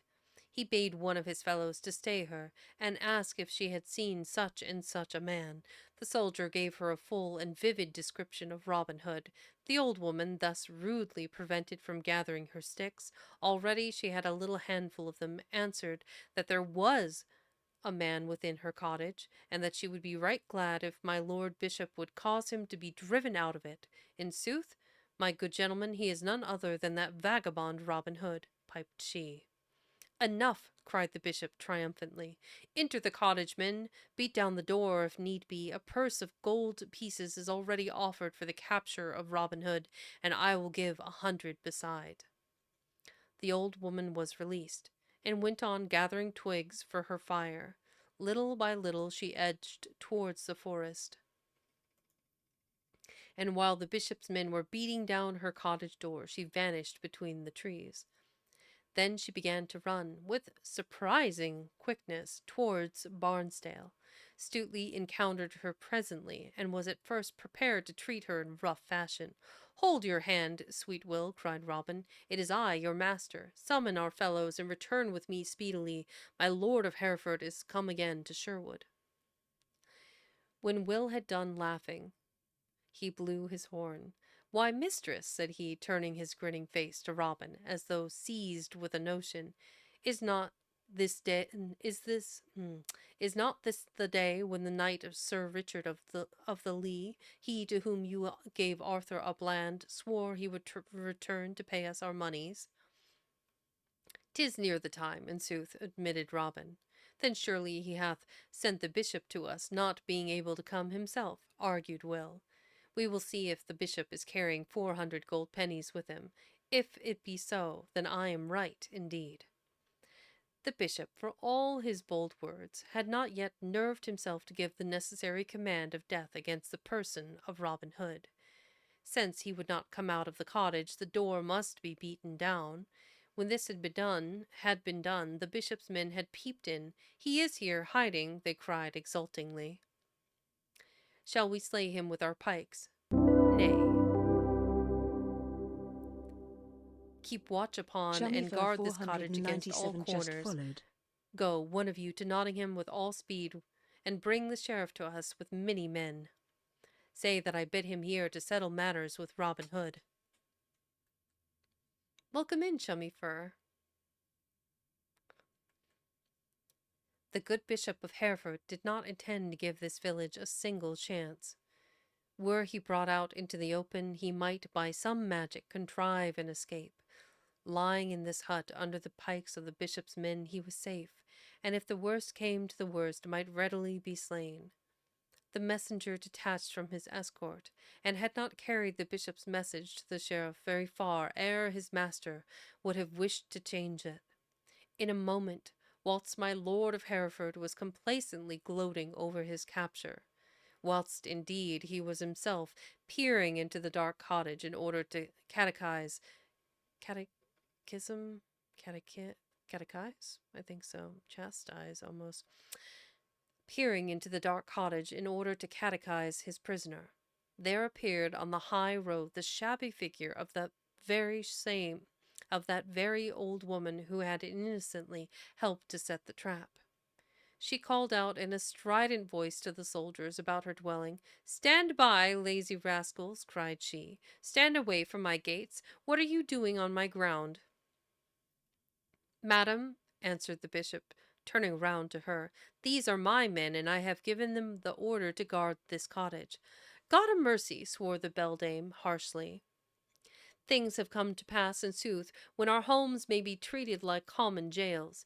Take away this robber and your fellows from my house on the instant, or I will curse you all in eating and drinking and sleeping." "Not so fast, mother," argued the bishop, smiling easily at her simulated rage. "All this has been done by my orders, and is therefore in law." The old woman clapped her hands impatiently. At the signal, the greenwood men sprang out on all sides of the cottage. The bishop saw himself and his men at arms trapped. but he determined to make a fight for it. If one of you but stir an inch towards me, rascals, he cried spitefully, it shall be to the sound it shall be to sound the death of your master Robin Hood. My men have him here under their pikes, and I will command them to kill him forthwith. Further, he shall be killed, and you do not at once. Further, he shall be killed, and you do not at once disperse. Then Robin stepped out before his men. He flung off the old crone's cap, which he had worn so cleverly. Come kill me then, lord, he called cheerfully. Here I am, waiting for your pikes and their pokes. Hasten to make sure business of it, for I am in no gentle humour. The old woman, who, in the garb of Robin Hood, had been lying silent and still so long within the cottage, jumped up then quite nimbly. In all the bald absurdity of her disguise, she had came to the door of the cottage and looked forth. Give you good den, my lord bishop, piped she, and what make you at so humble a door as this? Do you come to bless me and give me alms? Ay, marry, that does he, said Stutely, coming forward. To you, mother, and to us also. You must know that my lord bears with him a bag of 400 pieces from Sir Richard of the Lee, who did borrow this money from us to lend it to my lord. Now, by all the saints, began the bishop. They are watching you, brother, said Stutely impudently. So be wary in your speech. Give into my hand the 400 pieces which you took from the knight I have named. You cannot deny that you did take them from him in the June of last year. The knight owed them to me, villain, said the bishop furiously. He saw that his men were outnumbered, and that all the outlaws had drawn bows against them and him. A word not to the liking of these desperate fellows would loosen 50 horrid shafts upon them. Sir Richard did owe them to me, he repeated, omitting the epithet. Hark now to that, said Robin, still in his disguise. Listen to it, friends, for ye all were witnesses that Sir Richard swore to me that the bishop had robbed him, and sought to rob him more. Did not you, in honest truth, lend the knight 400 pieces, my lord? I did not lend him that precise amount, admitted the bishop. 400 pieces included also the interest of the sum I gave. Ho, you gave? Robin snapped up the word. You gave it, my lord. I will not bandy words with you, you false villain, shouted the bishop, suddenly losing control of himself. Why do you not charge them, men? Take the word from me, and hew these fellows down as they stand. They will be well advised to remain as they are, spoke Robin. See now how we command you all. He took a bow and arrow out of Much's hands, and sped a shaft so truly towards the purpling bishop that his mitred cap was sent spinning off his bald head.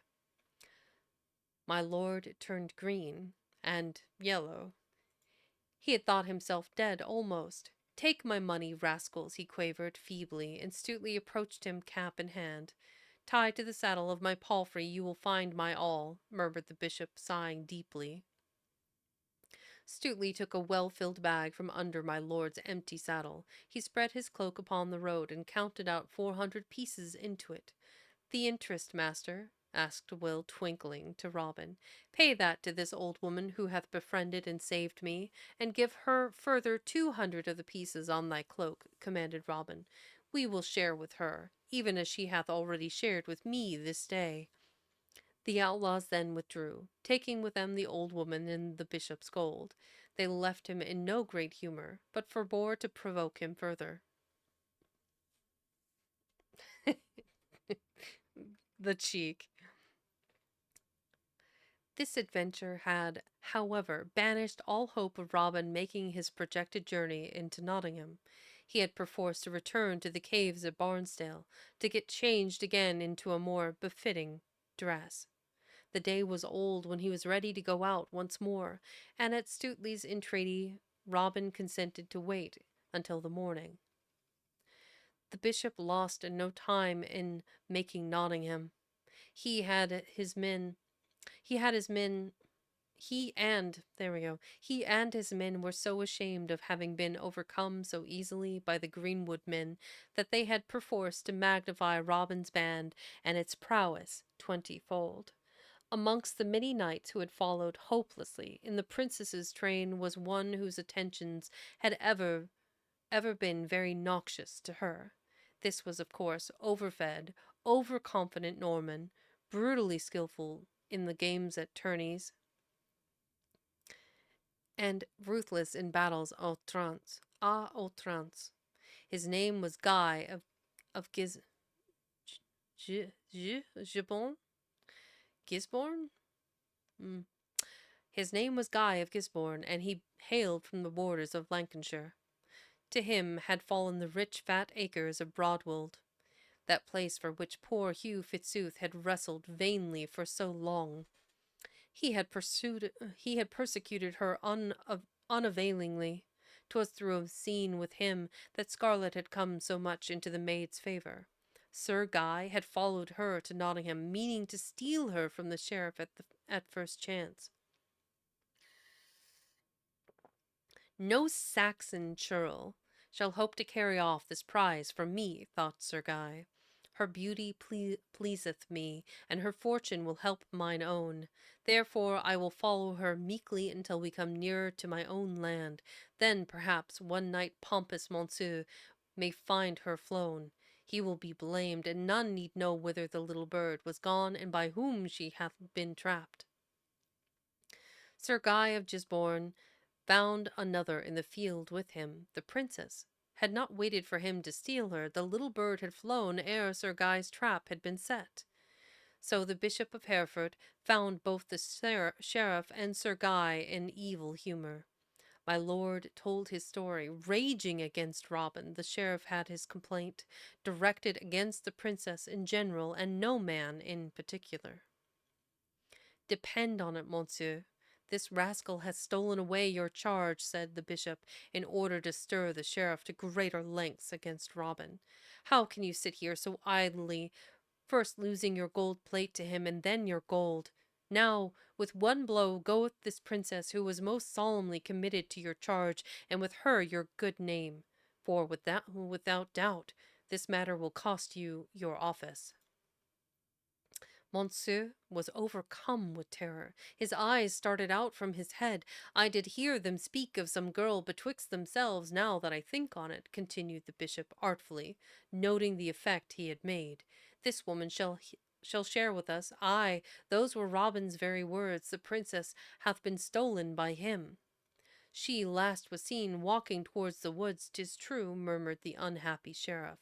But truly, I am not to blame in this plaguy business. I will encounter the villain for you, sheriff, said Sir Guy, with a cunning glance, and if I do rid you of him, will you swear to stand by me in another matter?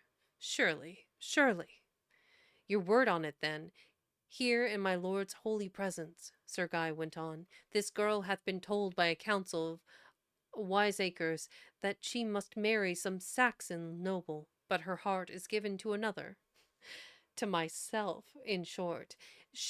Swear that you both will help me to win her, and I will take her from your merry Robin and kill him afterward.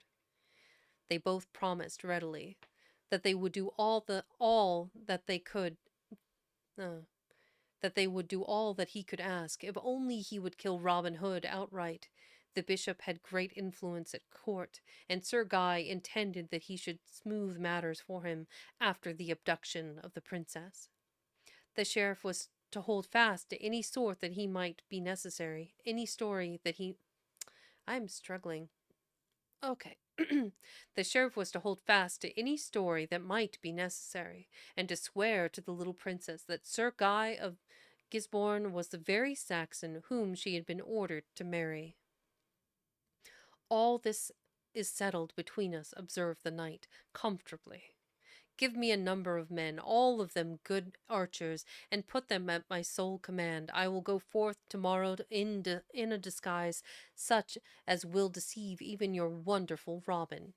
We will hold over the hanging and flaying of the other rascal until his master can dance beside him, cried the sheriff, conceiving Robin to be already caught.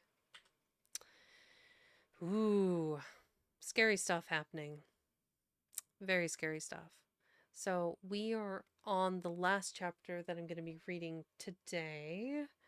And we can read it without fear of having to deal with any ads, which I love. I love for you all, and I love for me. Let's see. Mm-hmm.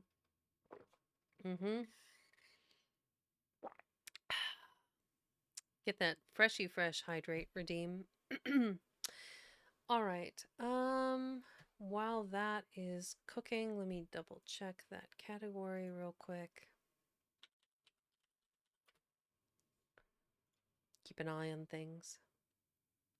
Oh, looks like we have a few options today. Excellent. Bright goeth the saith. Okay. So we're on to chapter 30 of Robin Hood and his adventures. Things are looking a bit frightening for Maid Marian and Little John, but we shall see what happens in this last chapter for today. Chapter 30. Robin started out in the early day towards the city. This time nothing should stay him from entering it and finding Marian. The Demoiselle Marie's plan would surely have succeeded on this day, for Robin was careless of all things but the hope of seeing his dear. Sir Guy of Gisborne was there, however, as Robin's good angel, as we are to see, although Sir Guy had, in truth, no very merciful feeling towards the outlaw. Robin perceived him upon the high road, a very strange figure coming towards him.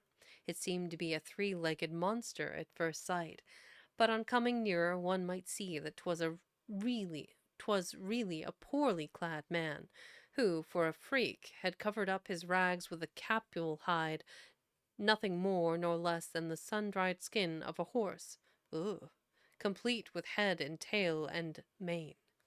The skin of the horse's head made a helmet for the man, and the tail gave him the three-legged appearance. "Good morrow, gossip," said Robin cheerily. "By my bow and by my arrows, I could believe you to be a good archer. You have the shape of one." The man took no offence at this greeting, but told Robin that he had lost his way and was anxious to find it again.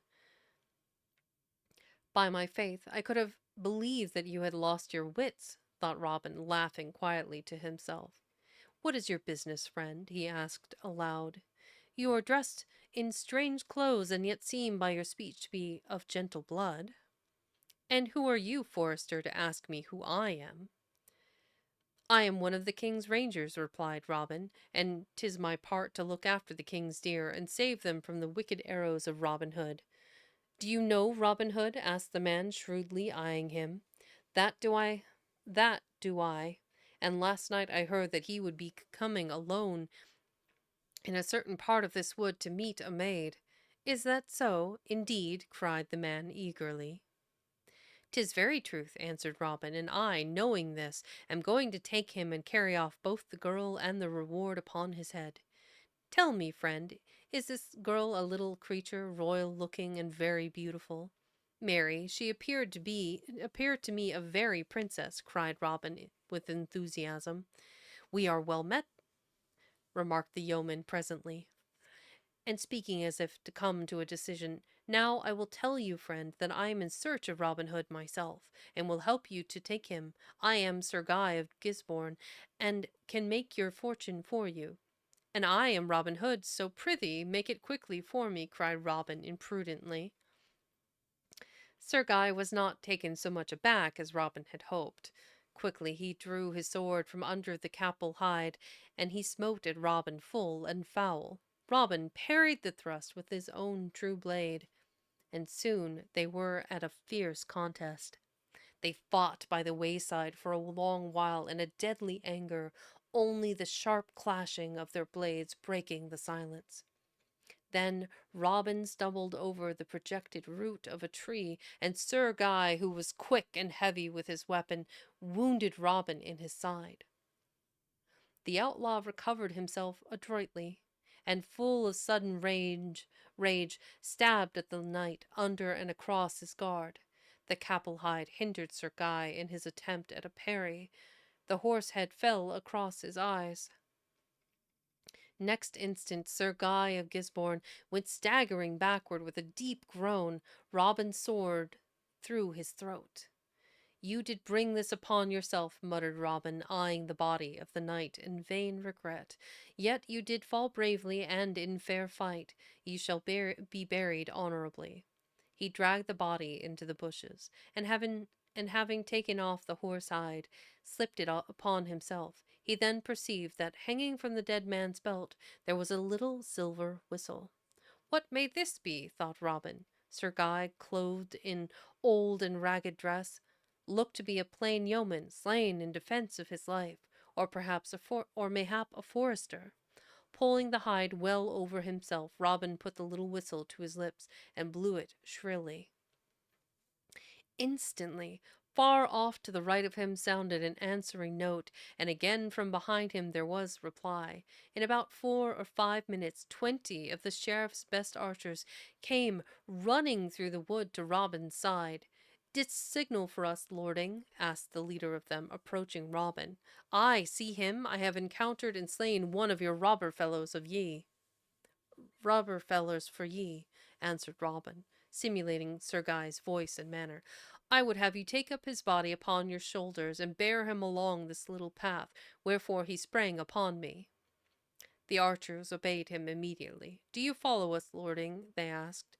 I will lead ye, cried Robin, waving his red sword truculently, following, waving his red sword truculently. Follow me speedily.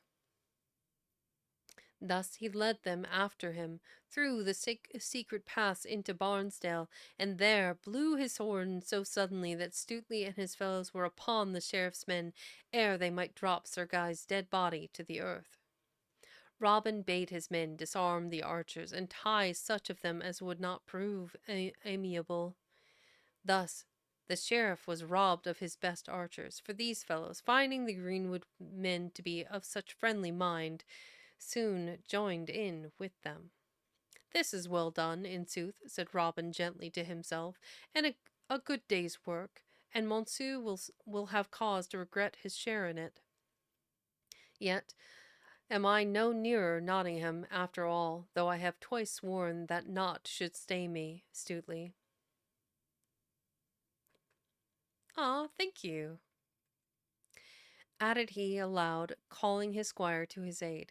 See you that this dead knight be buried with all respect. He fought me well and fairly. It shall be done, master, answered Will Stuteley. You may be easy about it, but I would have you listen to the talk of these archers. They have grave news of our comrade Little John. It seems that the sheriff hath seized him for the killing of thy maid's father, and will presently have him dreadfully hanged and burned. Robin uttered an exclamation of horror. Soon the terrible story was told him, and his brain reeled under the shock of it. All that night he paced the woods until the dawn, then fell incontentedly into a deep and heavy slumber. Incontinently,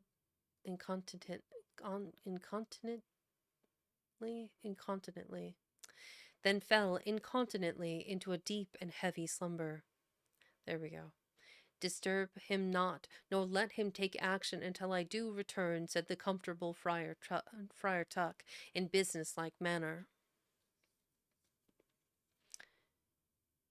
I know how his distemper will play upon him, and how he will bring us all to grief if he attempts the city again. Now I may go in and out as I will, being a curtal friar, and not now remembered in these parts. I will visit the sheriff, and ask for leave to confess Master Little John. Then I will come back to you with the best news I may. Geoffrey of Montfichet had ridden into Nottingham on the day before Sir Guy had left it. Carfax had known where the princess might be found all the while his master, with the bishop, was busy persuading the knight of Gisborne that the maid was with Robin.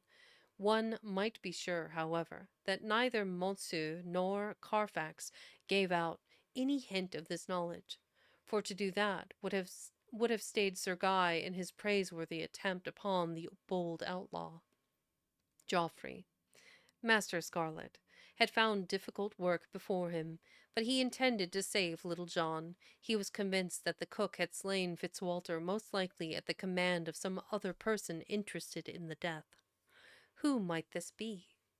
Who had profited by the death of so unassuming a man as the late city warden? Carfax treated Scarlet with scant ceremony. The lean-faced fellow devoured the item that the Princess of Aragon was safe at Gamewell, but gave nothing in return. Scarlet had been left to cool his heels in the great hall of Nottingham Castle for near an hour afterward, whilst Simeon Carfax was closeted with the sheriff. They were having a tidying of the rooms in honour of the bishop's visit, whilst Scarlet impatiently waited the good pleasure of Master Carfax. The maids were busy carrying many things to and fro, fresh rushes to Mommy? strew my Sorry. lord's rooms. Mommy? Sorry.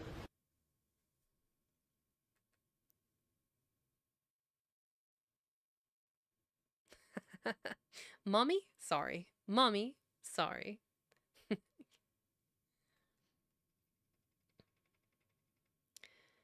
Fresh rushes to strew my lord's rooms, candles and tapers, silks and cloths, and brown ewers of water. All the rubbish and sweepings of the floors were borne out in great baskets to the courtyard. One of the maids, a plump, roguish, lazy wench, would only carry her basket so far as the hearth of the hall. A fire was there, why not use it? Also, she could ogle and throw sidelong looks at Master Scarlet, who, for his beard and 35 grave years, was none so bad a man.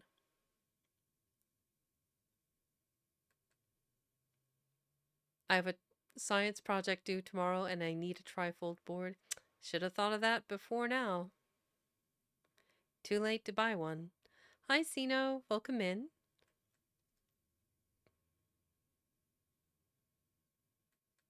Oh, dear.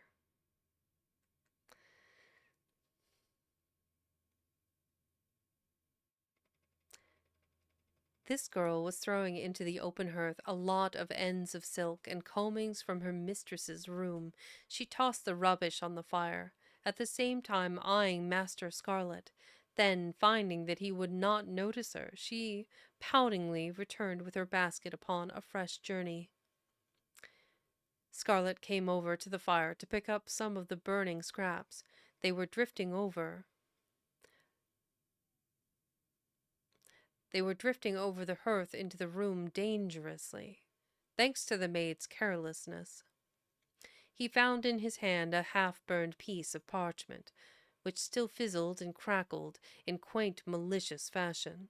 Upon the parchment was an awkward writing, and some of the words showed up very black under the heat.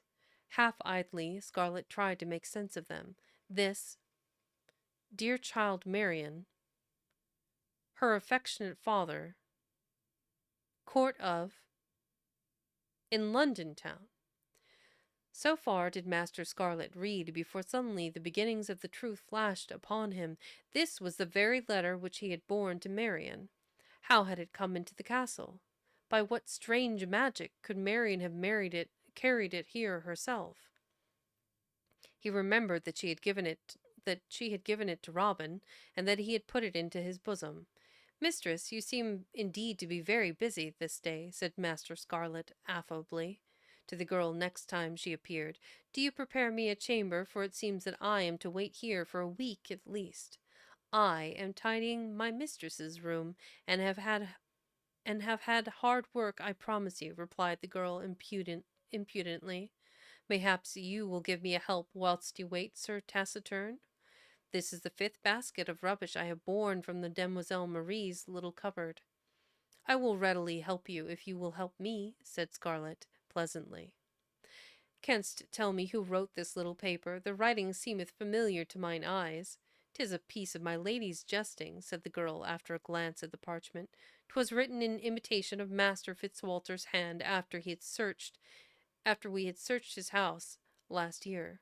Ah, poor man, who would have then imagined so hard a fate for him? She sighed prodigiously and rolled her eyes. Tell me the story of this murder, mistress, I pray you. She was not loath to fall a chattering, and she told Scarlet all she knew of it. From the rambling history he discovered another strange fact, that Roger de Burgh had been cook in the sheriff's household before he had gone to the Fitzwalter house. Slowly he began to see that the letter he had so blithely put into Marian's hand was a forgery, done by the clever fingers of the Demoiselle Marie. So, thought he swiftly, Mistress Fitzwalter was persuaded to return to this place in order that Robin Hood might visit her secretly. The house was watched by a spy from the sheriff's own kitchen. Soon as Robin came, this spy was to give warning, or, if matters pressed, kill him. But after many months of waiting, Fitzwalter came instead. His quick mind, used to the intrigues and plots of the capricious court, had unravelled the mystery. Yet how could he act upon this knowledge in the midst of the enemy's camp, if the sheriff could stoop already to such foul business as this? To what further lengths would he not go? Dismissing himself through the girl, Scarlet strode out of the castle. The air seemed fresher and more wholesome without. He inquired and found his way to the house of grief, and there asked audience with his little heartbroken mistress. Well, at least Scarlet's on the case. While Scarlet was plotting and inventing 100 schemes to save Little John, a poor, wandering priest appeared one evening before the gates of Nottingham Castle. Most humbly he begged a little bread and a drink of water, and having received these, he blessed the place and all within it. You should not bless all within the castle, Sir Priest, the sheriff told him. Monsieur had pompously administered to the man's simple wants with his own hands. There is a villain in our cells who hath done wicked murder. The ragged friar asked who that might be, and when he had heard, said at the least he would confess this poor misguided fellow, and so deliver his soul from everlasting punishment.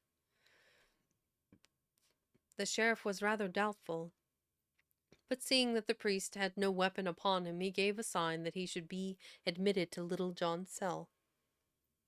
There, the friar found the big outlaw very dejected. Give you good cheer, brother, said the friar gently. I have come to pray with you.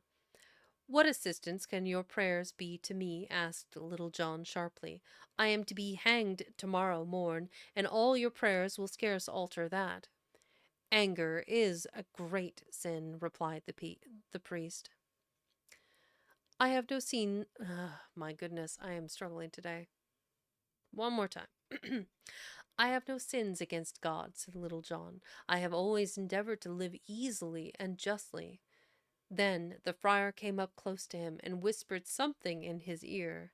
The outlaw's expression altered at once. By the sheriff's rope, muttered he, quite in his old manner, but I swear that if thou canst get me a weapon— Here is a little dagger, said Friar Tuck, pulling it out from under his gown. 'Tis small, but tomorrow it may be of use. I can do no more now, but be ready for us tomorrow, and when the last moments are come, Robin Hood will not easily let you die, be sure of it. The friar, after he had left the prison, ran all the way to Barnesdale under the stars. Dun dun dun. Well, that is it for today. So a little bit of a shorter read, I think, but I wanted to space out this particular book just because, well, prolonging the inevitable, I suppose. There were no cool pictures in this batch, but there are 2 more pictures or paintings from N.C. Wythe in the latter part of the book. And my dear friend, Stray Hero, or disappointing hero got me a little bit more information about James Paul Creswick, and I need to follow up on that lead, and so I'll have more information about the man, hopefully, on Wednesday. So, all of you have a wonderful evening. Let me put us on a ending ending scene transition, and I will find someone for us to go visit. So I will save that. Who do we have that's in this category right now? Boom. Yep. Good old Pornhub. Let's see. We have Neff Darath, the Lore Keeper, good friend, wonderful reader.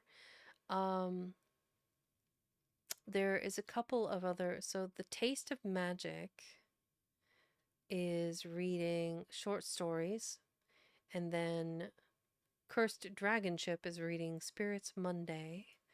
Anybody else just chatting, having a good time? What do we got here?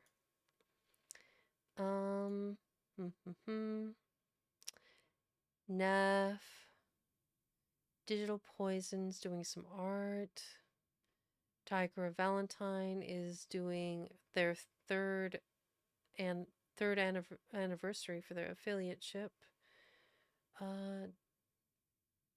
Oh my goodness, it's Dunny's birthday. Okay, we're gonna go visit Dunny. It's his birthday, and he's having a Lego stream, and I can't think of a better way to celebrate his birthday than with that. So let's go visit Dunny. So bear with me. Let's raid Dunny.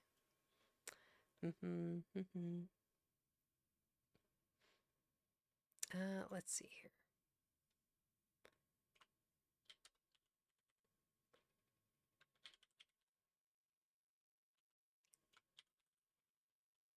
There he is.